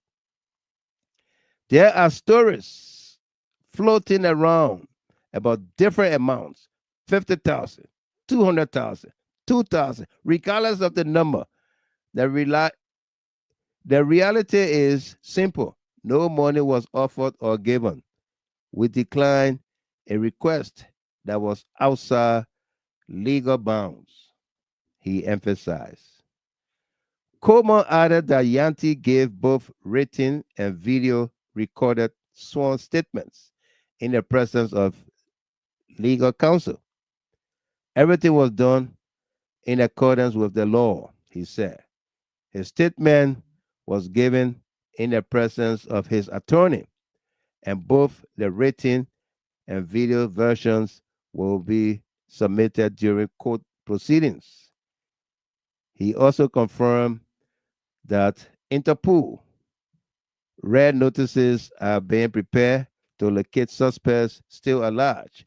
No one will be bribed, threatened, or forced to lie, Coleman declared. Okay? That's the statement there from the opposition bloc, demanding the appointment of a special prosecutor. Okay? Demanding the appointment of a special prosecutor amid allegations of coercion, torture, and in a capital fire probe. That was the opposition statement. But the newspaper took it a step further. They wrote an editorial.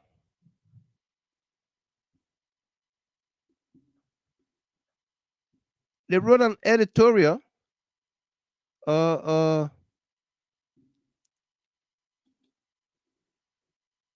caption, "In pursuit of truth and integrity, we join the call for a special prosecutor." The Liberian investigator did follow up after the publication with an editorial.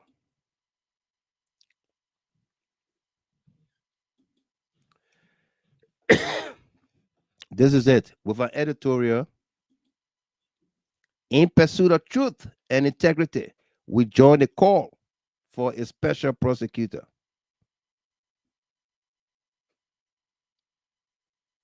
Yeah. Amadou Dagabi Blend, welcome to you. Yeah. We'll read your comments. Let's read this editorial here by the Liberian investigator,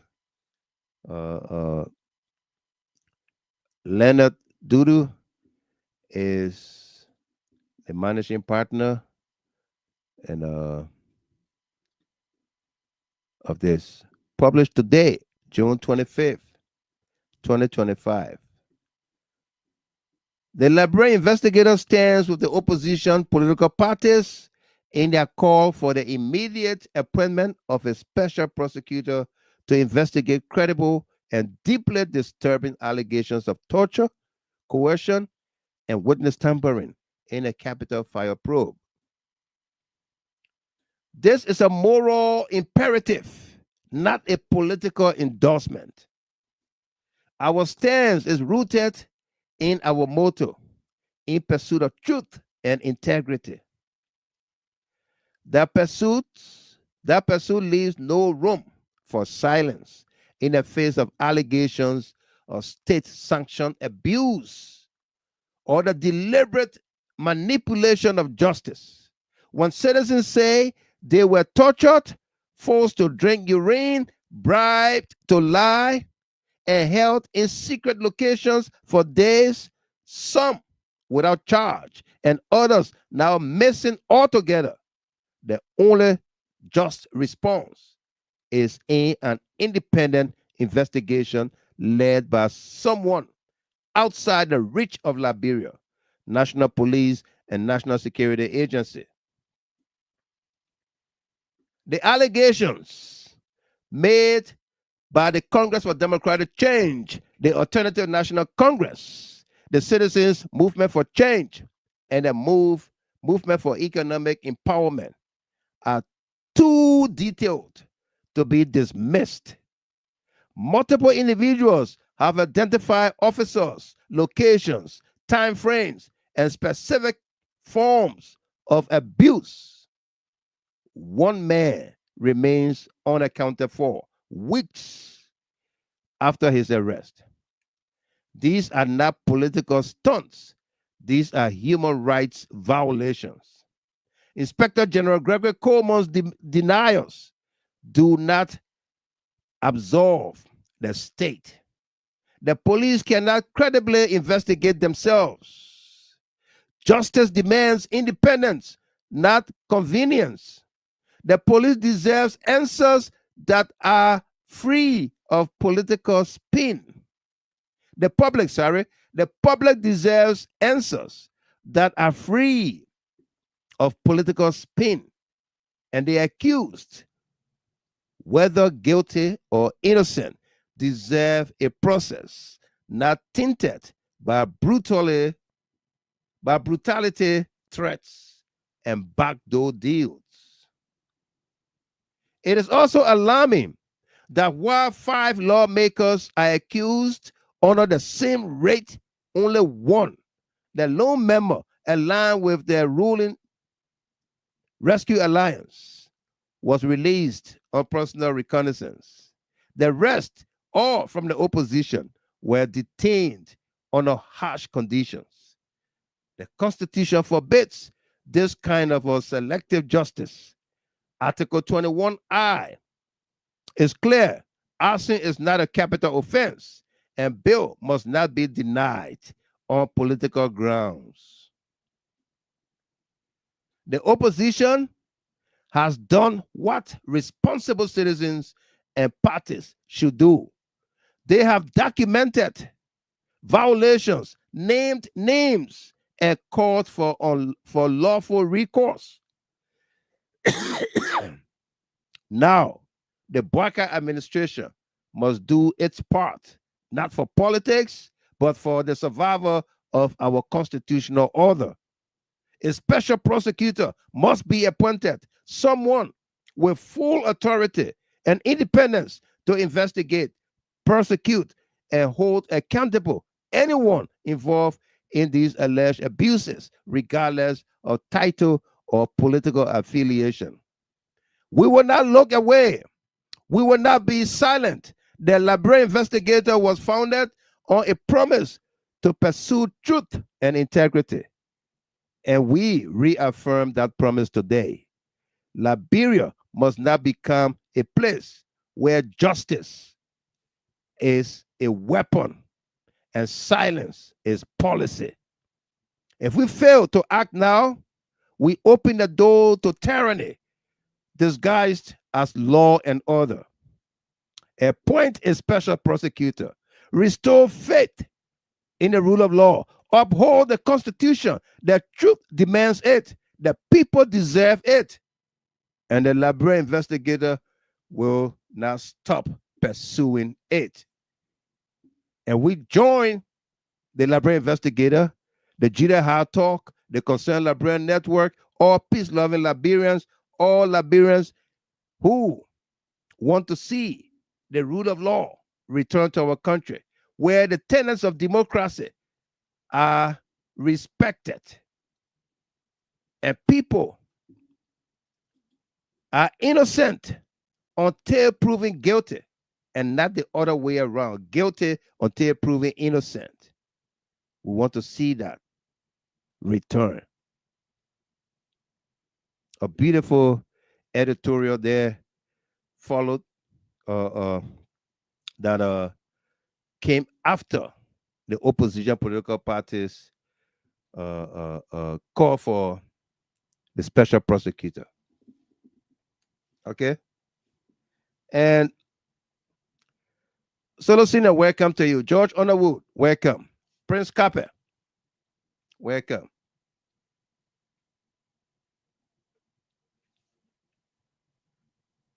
Wow. This is Duba Hill. So John Yanti's family said they are in possession of the initial 2,000 given to them. Wow. Wow. That's telling. That's telling.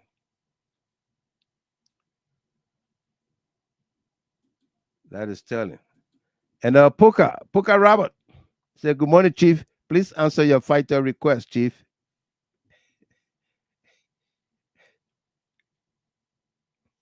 You send me friend request or what? Puka, you can talk to me. I don't know what you're talking about there.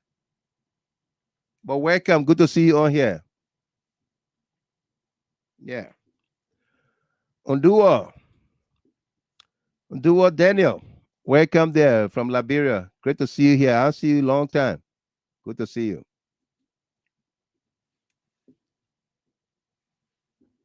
Okay.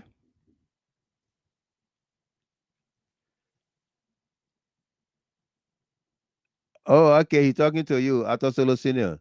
Yeah. Yeah. Okay. That's very good.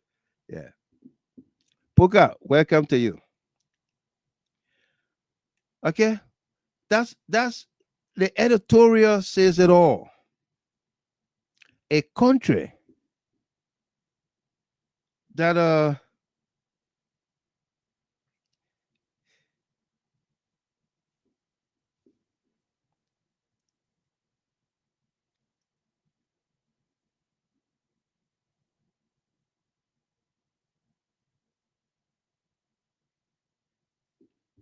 let me share the link in the chat room there quick for our analysts and panelists to come on here. This is very important. Yeah. Okay? A country that is reeling from the effect of a catastrophic war. A war that took hundreds and thousands of lives. Okay? Such that today, where name? Pound here. Pounds here, right? And you remember Pounds here? Helen Quayon Elliott, Elizabeth Walker, Walker. You remember Pounds here? Pounds here say that big people government, yeah. Yeah. But where having sense say? Eh? Having sense.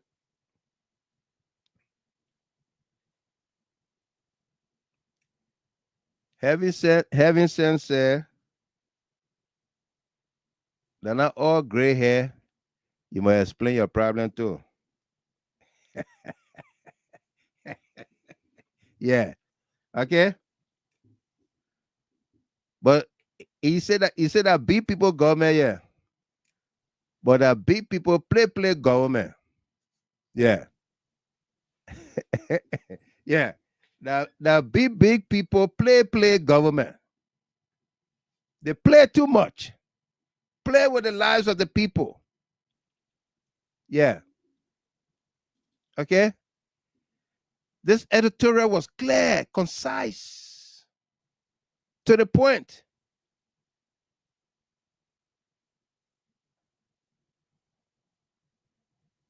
All right. Do the needful.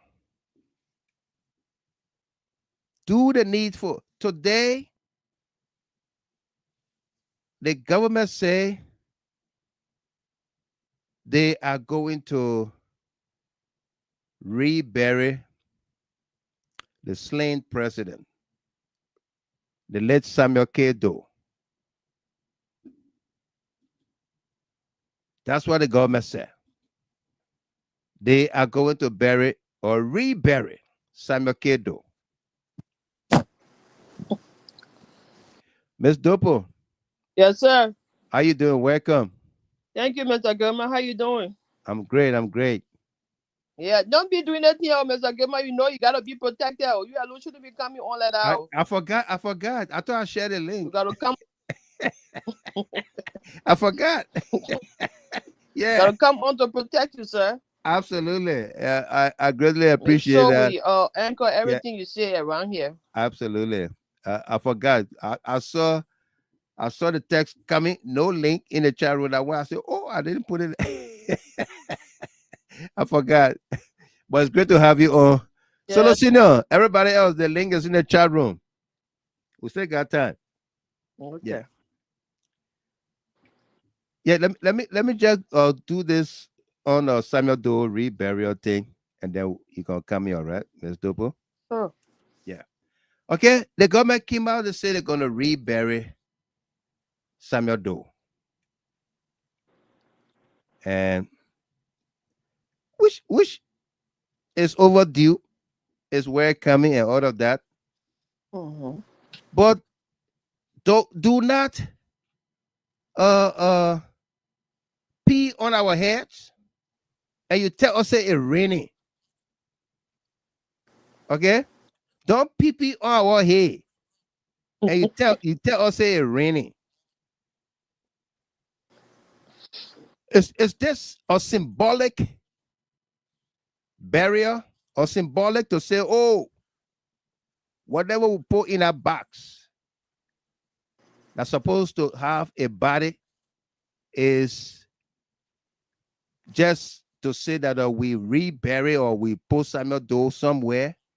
Because the fact remains, Prince Johnson said during the TRC thank you. that Samuel Doe body was exhumed and then burned or cremated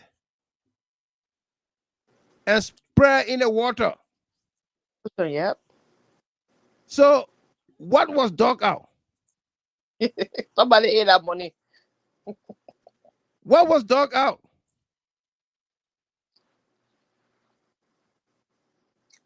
Eh? What was dug out? It's better you tell the Liberian people exactly what you are doing. But this government is noted for all the shenanigans you can think about.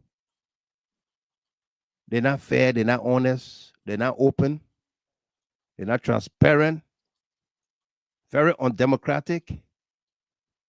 I say. I recall when my brother was killed in Mama Point. Some of you have seen that video on YouTube. That was CNN Matthew Chance that interviewed me that day, May 18, 1996. When my brother George Walter Gilman got killed, we buried him right in the yard in Mama Point.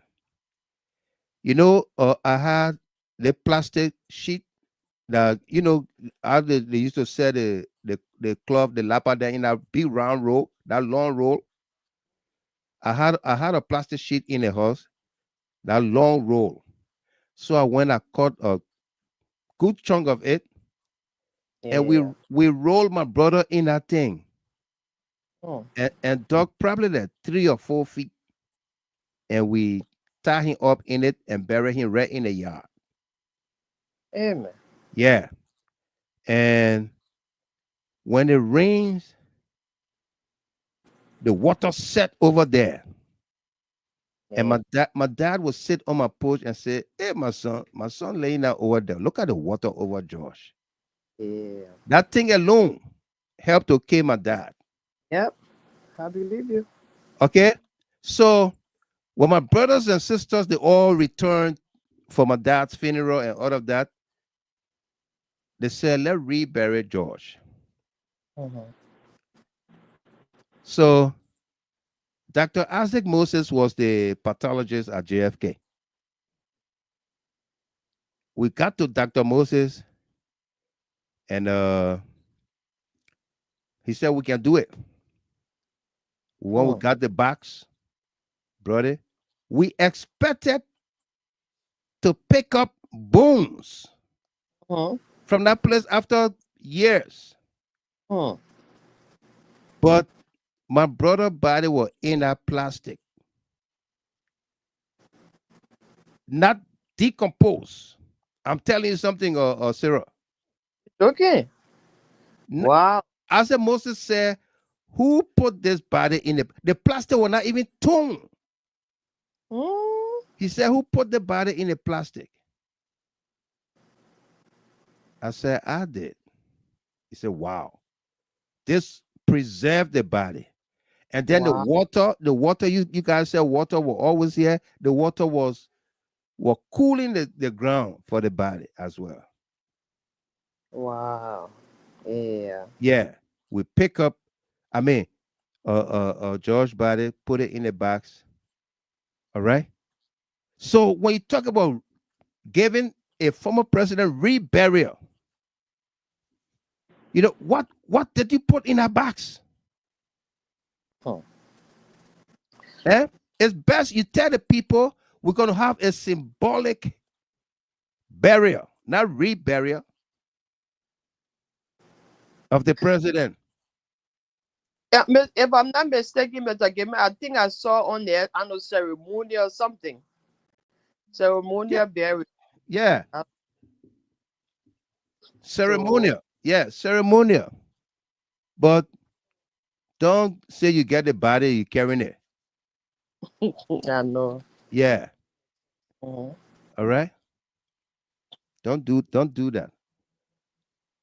You know, but all of this is, my man James Kolleh will say, against the backdraft.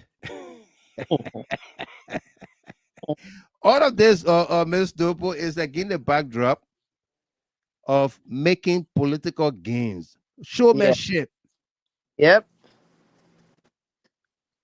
Grand Jita County have always voted 85, 90% CDC George Weah.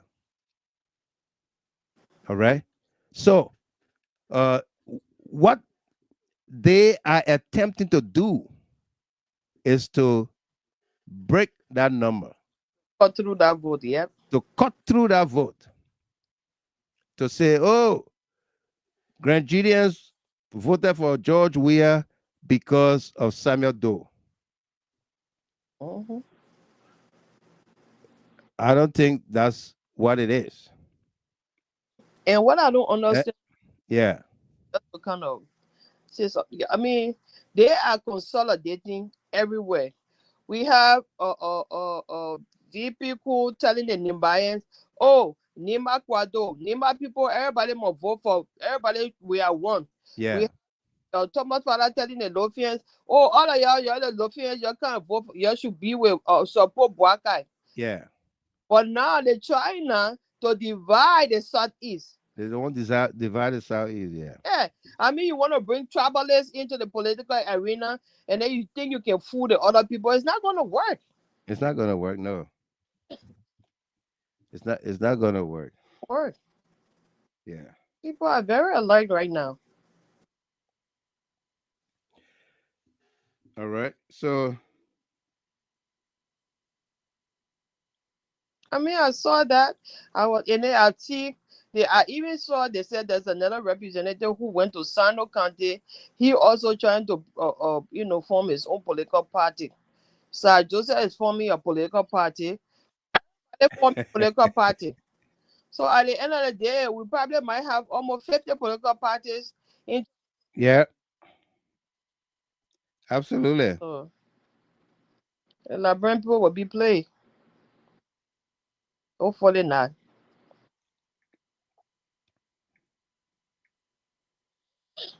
Hopefully not. Yeah. Hopefully not. Yep.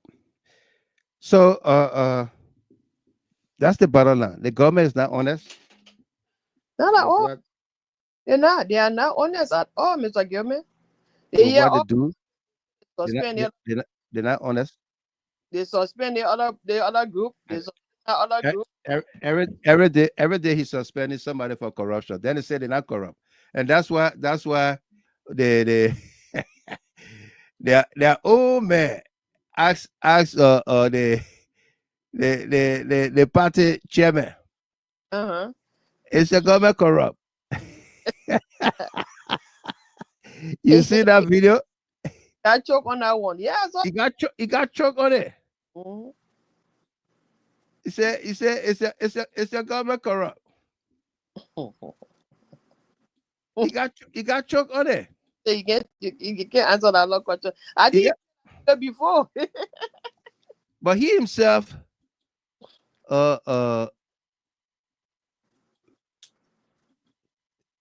this the video right here. Right. I call him Lucifer Tapper. Dexter Tweh, welcome there from Louisville. Telvin Thompson, welcome. Konangwe, welcome to you. This the video right. Let's play for, if you didn't hear it before, let's play it for you. Is your government corrupt? Never do that. He would never rob this country, I can assure you. Mr. Chairman, is your government corrupt? It's gonna answer that one. Yeah, answer that one. Is your government corrupt? You can't answer that one. It's gonna answer that one. You can't answer that one.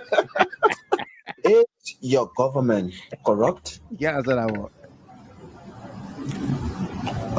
It's gonna answer that one. Yeah, you can't answer that one. You can't answer that one. Your government corrupt? It's gonna answer that one. You can't answer that one. Is your government corrupt? Mm-hmm. Just say yeah, because it is corrupt. It's gonna answer that one.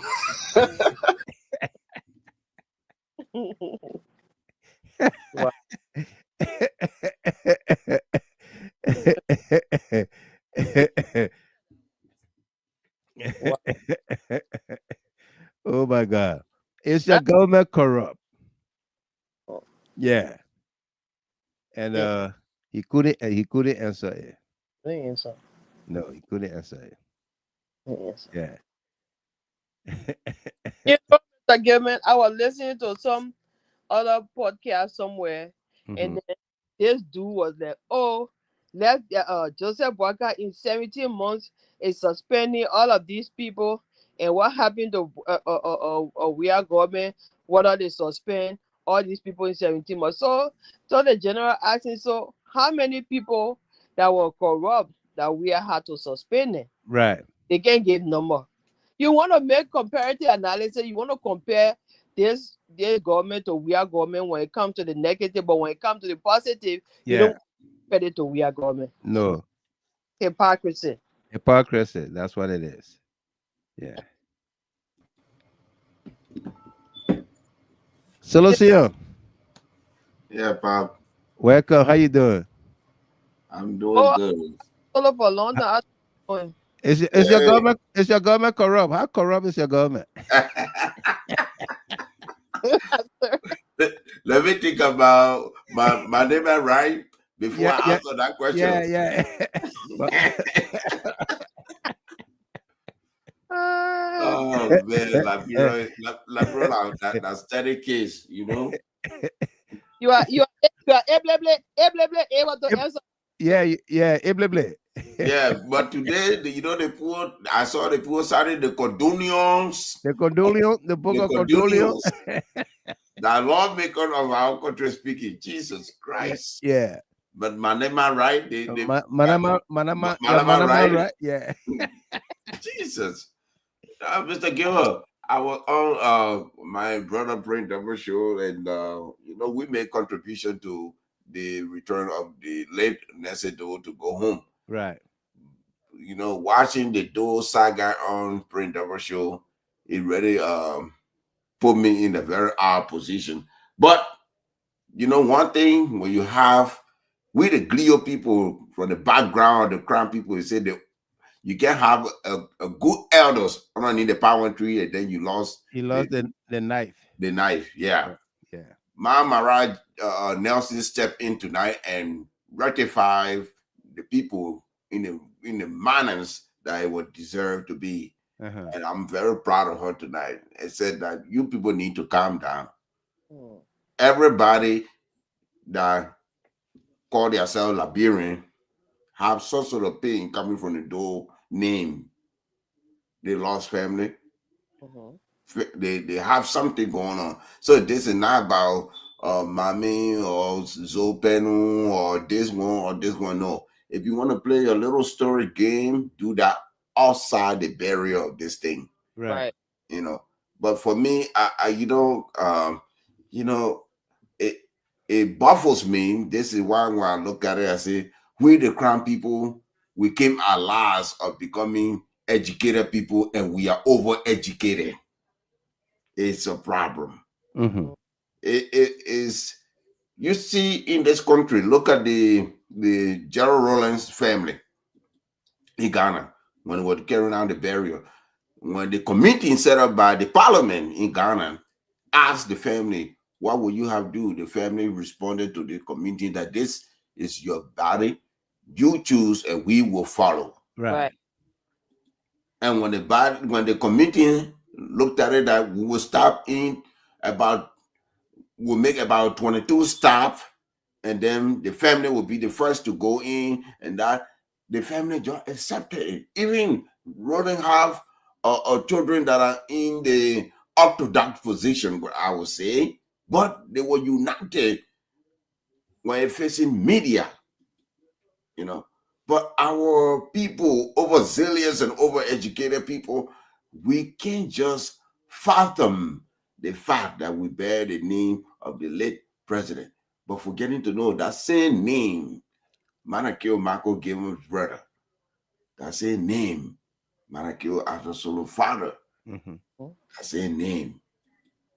Mr. Gamer, knowing who we are and what we are today, we have to give anything. It won't be our lives no more. No. We, the people of this small nation, are so corrupt that even the senator do not know the difference between condolences and condominiums. We will stand corrected. once. And we will ask God upon this day, we say enough. Yes. We say enough. I see the country tearing itself apart. Too Going much. after people because you hate them politically. Yeah. Politics is to be expected among us. Yes. But because we have a social formula that are different from yours, does not make me a target. No. Mr. Gilman, we are starting out to do small things in Liberia. The executive order from the president is barbaric, and at the end, you got to come back to ratify your own executive order to say, disobey the executive order and do this. We'll follow up later. That's abuse of power in the country. There's an executive order for all citizens to have national ID, and you disregard the passport. The passport have biometrics in it. United States biometrics given to us free of charge. And you telling the people without passport, my agent, can I even do business on my behalf without my, what would I need to say? I mean, national ID that costs, I don't want to have it. You get passport. Yeah. Why would I do that? But look and see who undid the executive order. Well, I know. The central bank, the central bank, and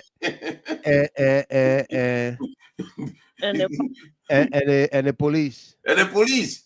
Oh wow. Executive order. How can an executive order be pressed by a central bank? Yeah. And the IG? Huh? What authority it should be? Now why according to BB people play government? Mr. Gilman, we are being used as a case study in Liberia, but now we are being used for a joke. I have met a guy that worked with me, a Sudanese. He said, "Oh, yeah, you from Liberia?" He said, Liberia man, you got help us put our constitution in order. I stand proudly. Yeah. And marvel at myself. Well, we Liberia, we are very unique when it comes to linguistic stuff. He said, "Yeah, you are." I met a guy from Tanzania. And he said, "Whoa, Liberia, University of Liberia. That's what I got my master's degree back in the days, in the 70s. We all were heading to Liberia because Liberia was the beacon. Liberia was the beacon. Today, will it ever be again? Yeah, joke.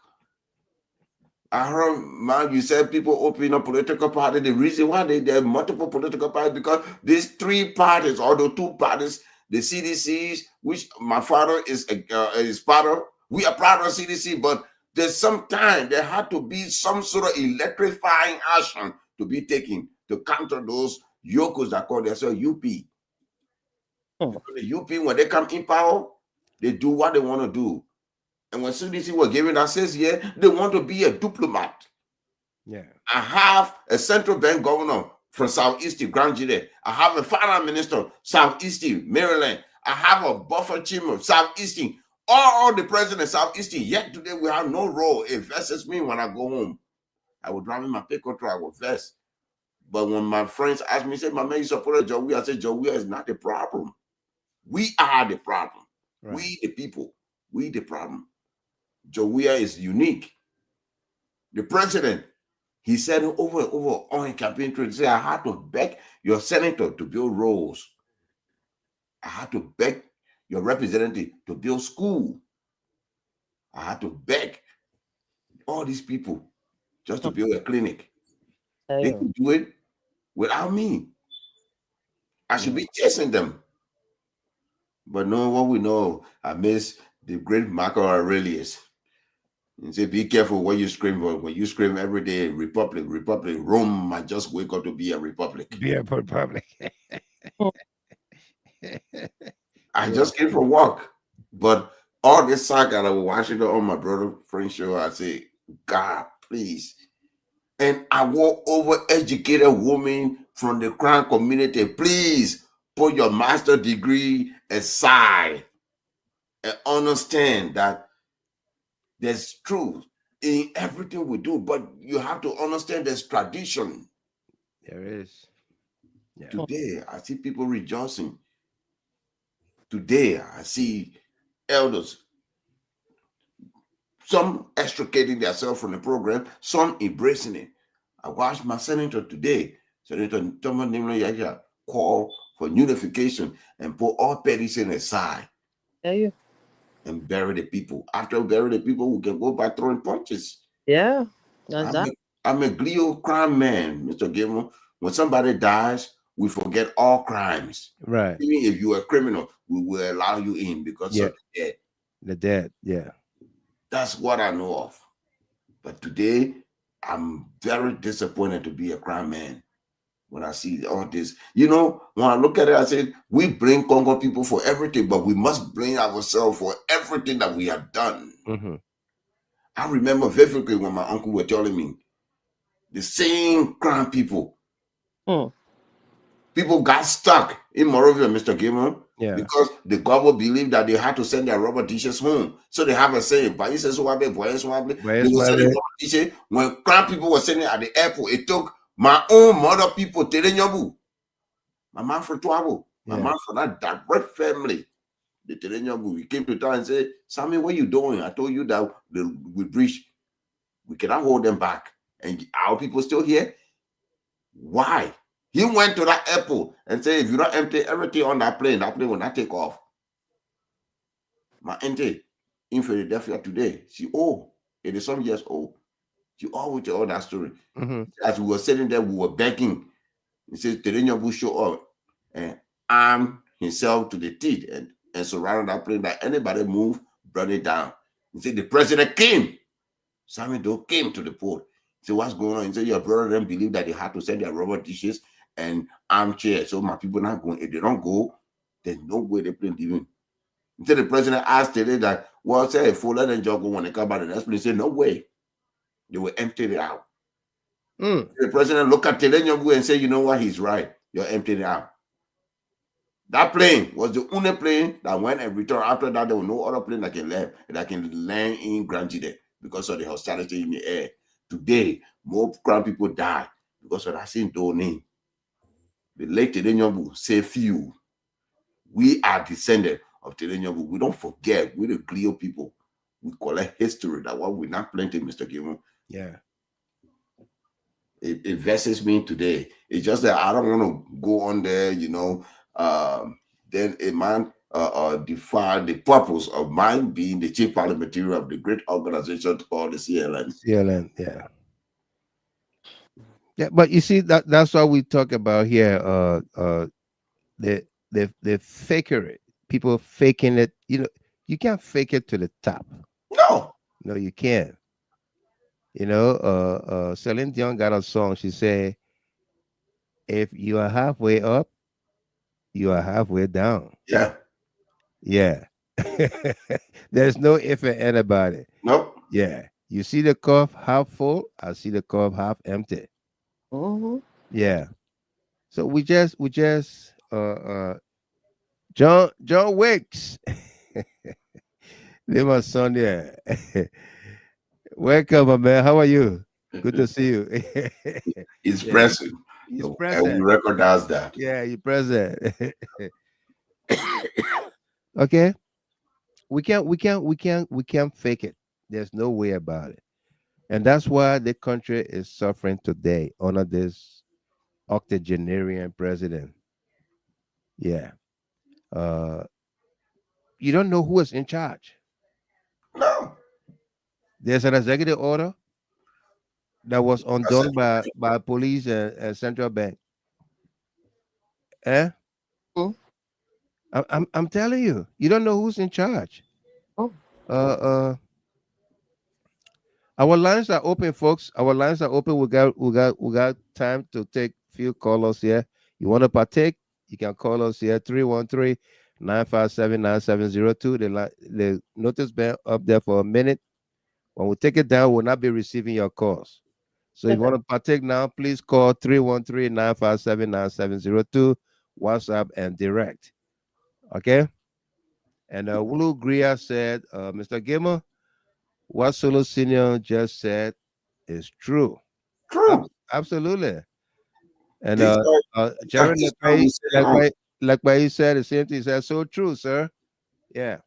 Mr. Gamer, when this elderly lady from my family, which the head of the family lecturing us, It gave me the chills. Yeah. Because she lost 2 sons because of that. 2 family members of ours. Amen. So that we don't blame anybody. Don't come. We said let's say don't go home. I contributed because one of my family members, Tim Collins, you know, former president of GGA, they are my mom people. So I'm a son to them. And he said, son, I will match anything you put up. People paying $25, $50. I ended up paying $100. And he matched it up and added another $100 to it, making it $200. Why?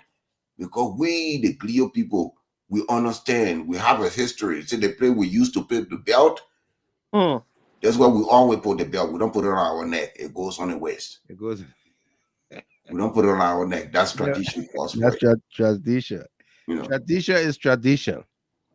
Yeah. So you see, like when my wife and I, when we look at you, Mr. Giver, as my father, you know, I marveled at you once. I said, you know, Mr. Giver would never have a problem going through Glue and 12. He said, why? I said, because we judge people based on the first act. Right. So whatever you do first, that's your behavior. That's so it. How could Mr. Giver be wrong if he's the people person? Right. Even if you do good first and then become a criminal later, we will still consider him to be a son. That's who we are. Right. That's why in the district, Mr. Giver, district, we are very few, but we are very pragmatic people, but we're different. Very different. Absolutely. You know. Let me take this color. Boy Solo, welcome. How you doing? People, thank you for having me. Yeah, let's hear you quickly. Mr. Gable, thank you for the show. And let me say thanks and hi to all the panelists and those are listening. Mr. Gable, I want to say this. We the Grenadians, you can go up, you come down. You will never split off from George Weah. You will never split off from the CDC.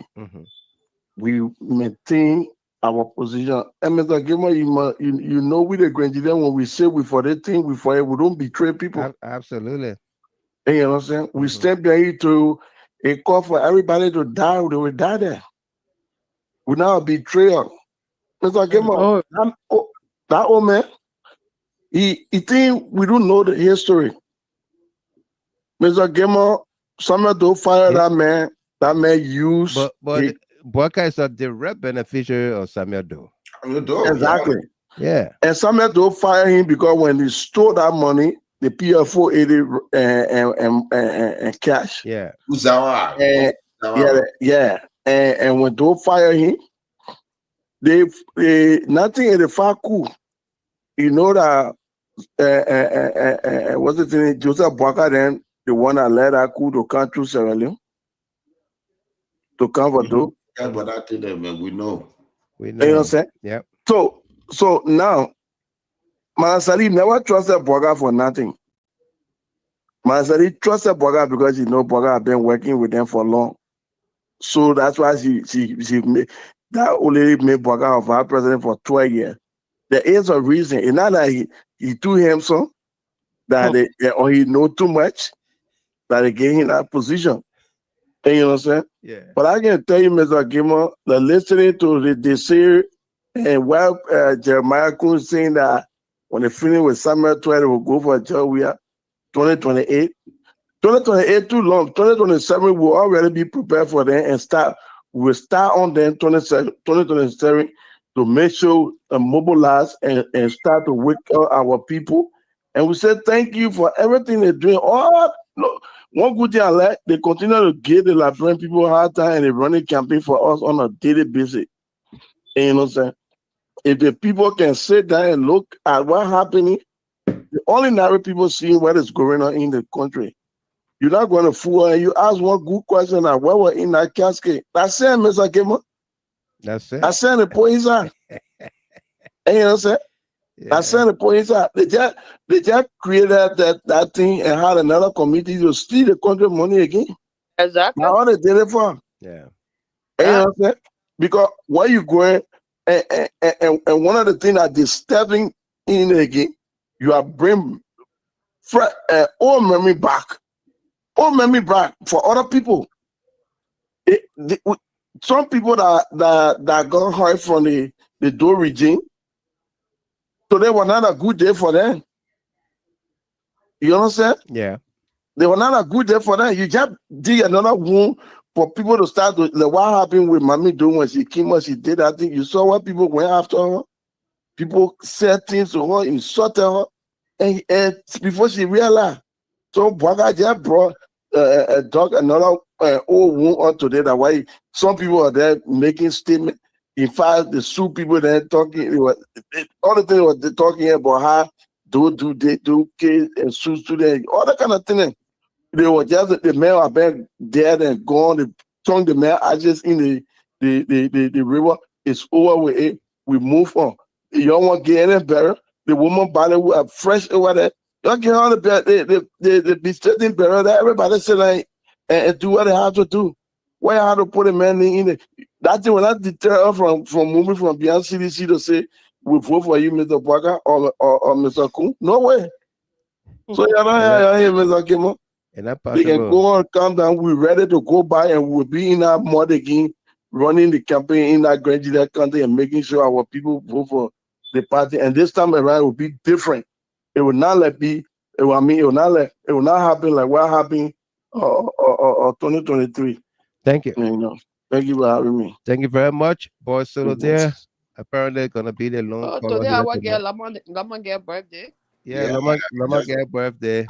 I was so angry. I didn't even focus on the picture. Lama get Mama. I love you. Your sister, my wife. We love you. I'll call you tomorrow. Both of us will call you tomorrow. Okay. She said. You receive only $58. No, she said today her birthday. She turned 58, and she was expecting to receive $58. Oh, yeah, yeah. Troublemaker. Yeah. Hello, Mr. Jimmy. Yeah, let's speak to my friend and brother here, Jerry Lakbay. Hello, sir. Yeah, welcome. How you doing? Great to speak to your program today. Yeah, absolutely. And also thank God for you, Mr. Gamer, and the others. Yeah. My boss and my chief are just talking over there. I enjoy history.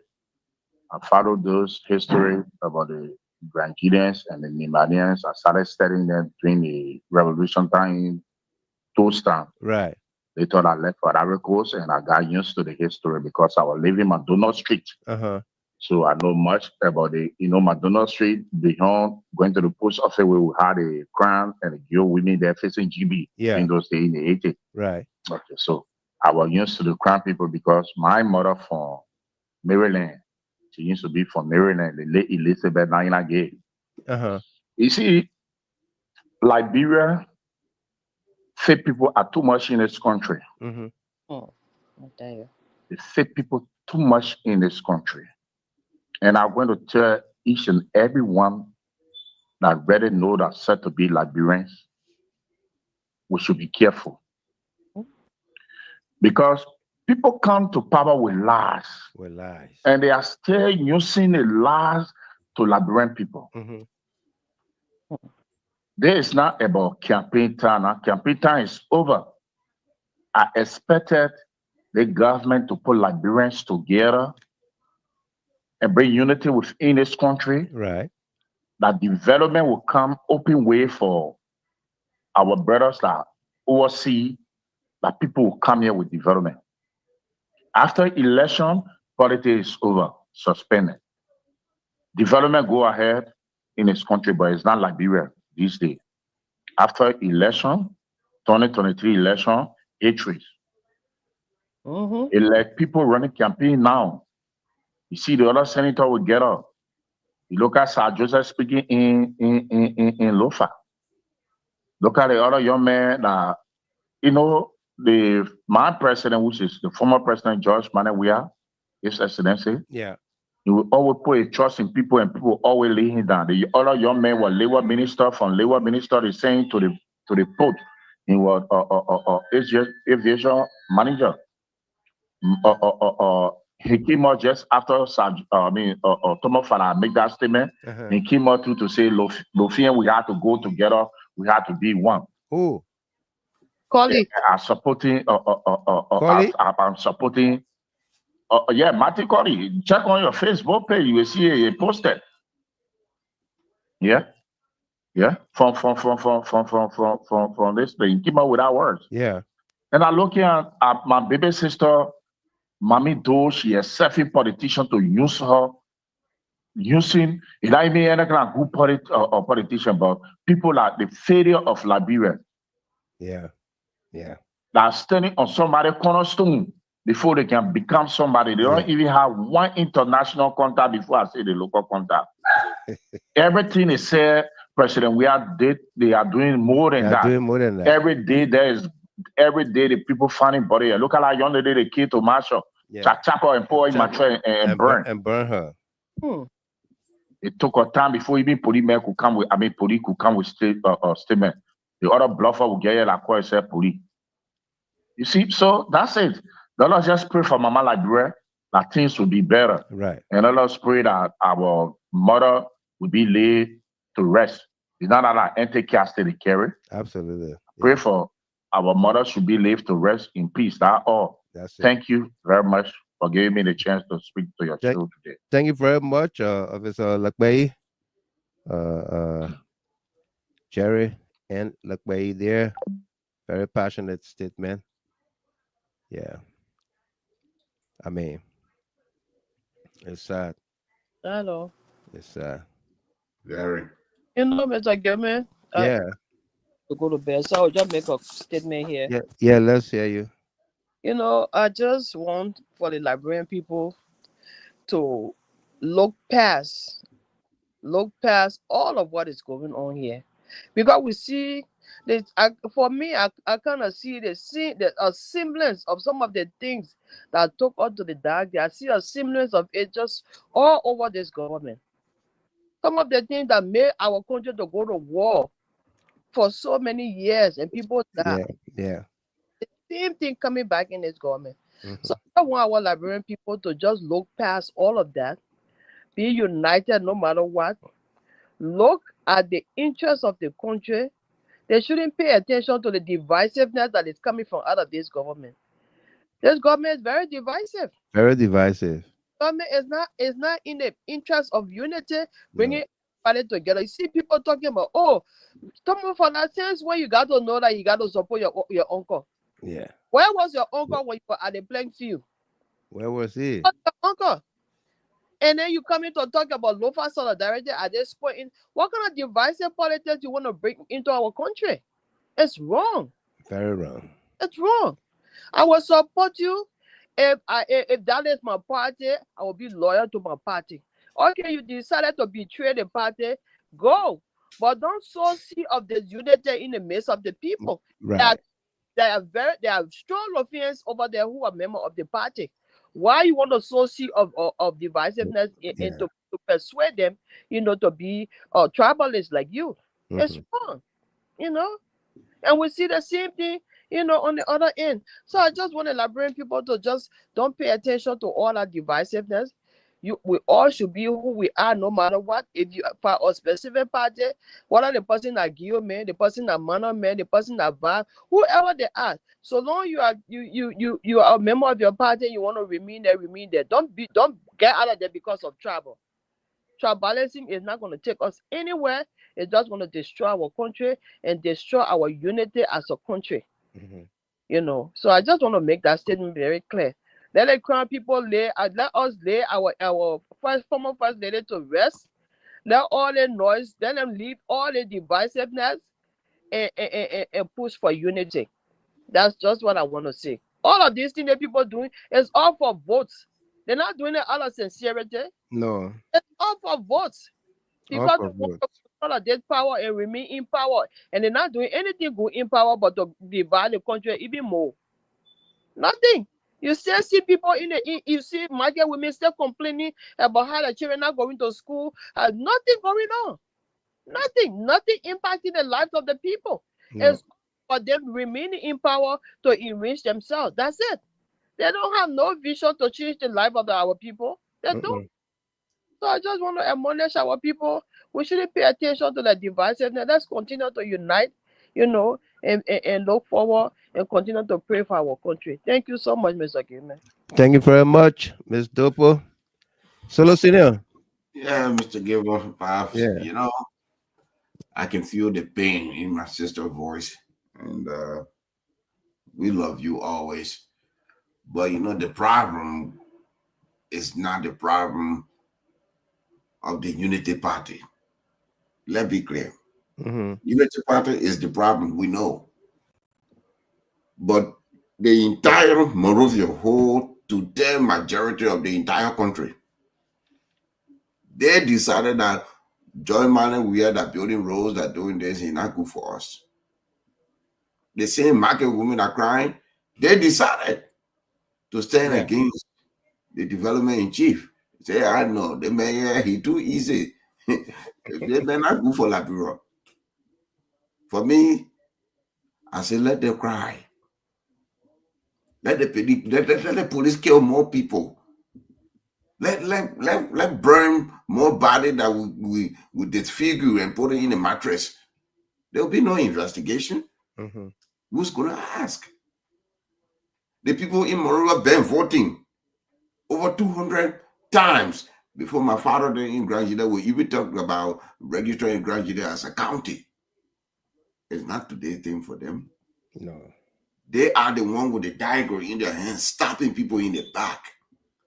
They are the worm that eating at the core of every civilization in that country we call Liberia. Yeah. They are the one destroying everything. When I go to Monrovia, Mr. Kimmel, when I'm driving my Ford F-150, I don't stop for anyone. I tell you, get in front of me, this thing got a deer protector thing in the front. I will run you over with you begging for $2. My uncle like, huh? I mean, you're gonna drive? I said, watch. All of that will move. And he said, what? I said, that thing got a turbocharger on it. Just watch.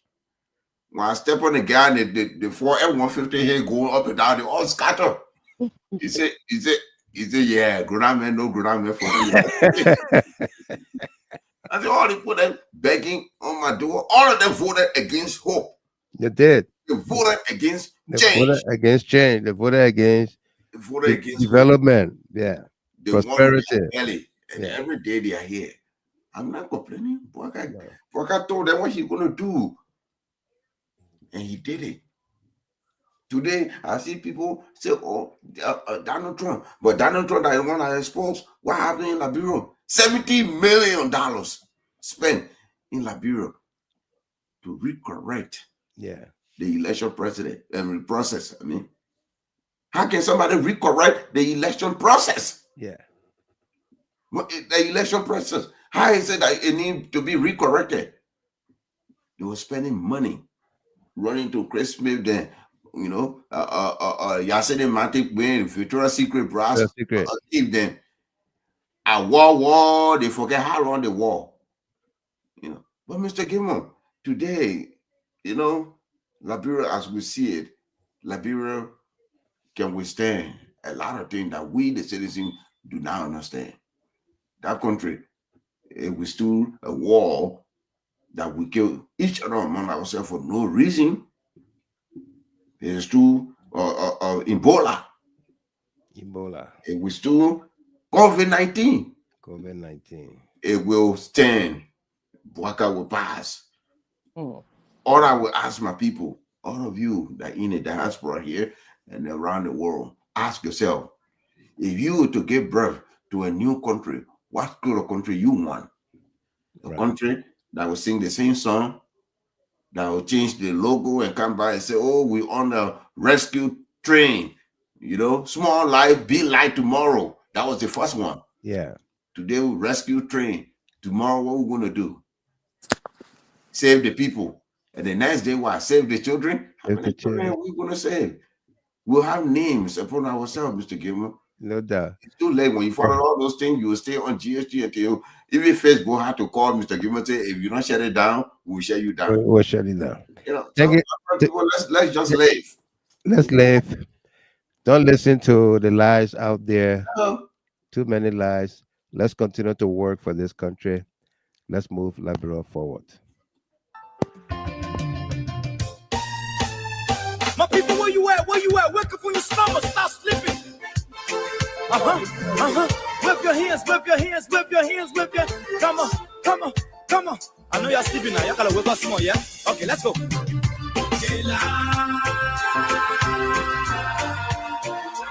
people fool us.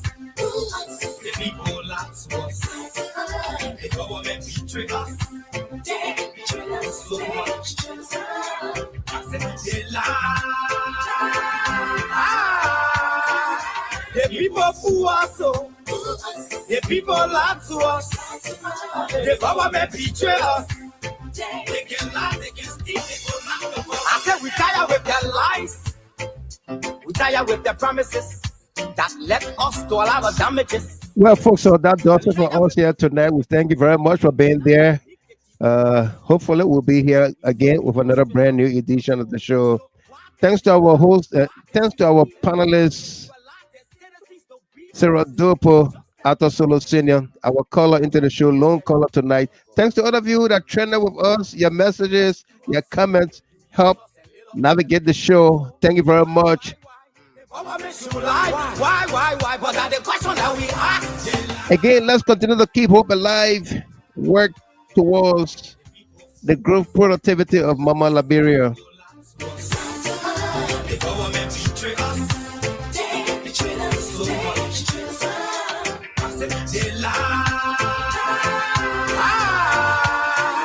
The people fool us so. The people lie to us. The government betray us. They can lie, they can steal, they go knock the world. No one to trust. My people don't want to hope on nobody. My hope that I have been broken. I'm telling you, brother. So where are the schools? Where are the roads? Where are the jobs that they say they could afford? But they're too selfish. The people tired with their rhetoric. People tired, they tired. You see the reason why we ask why the government betray. They have enough of time, but yeah, then still they delay. People suffer. No work for people crying for hunger. Look at. Your vision and your mission, your intention to the nation, they poor. You got nothing to show. Nothing. So why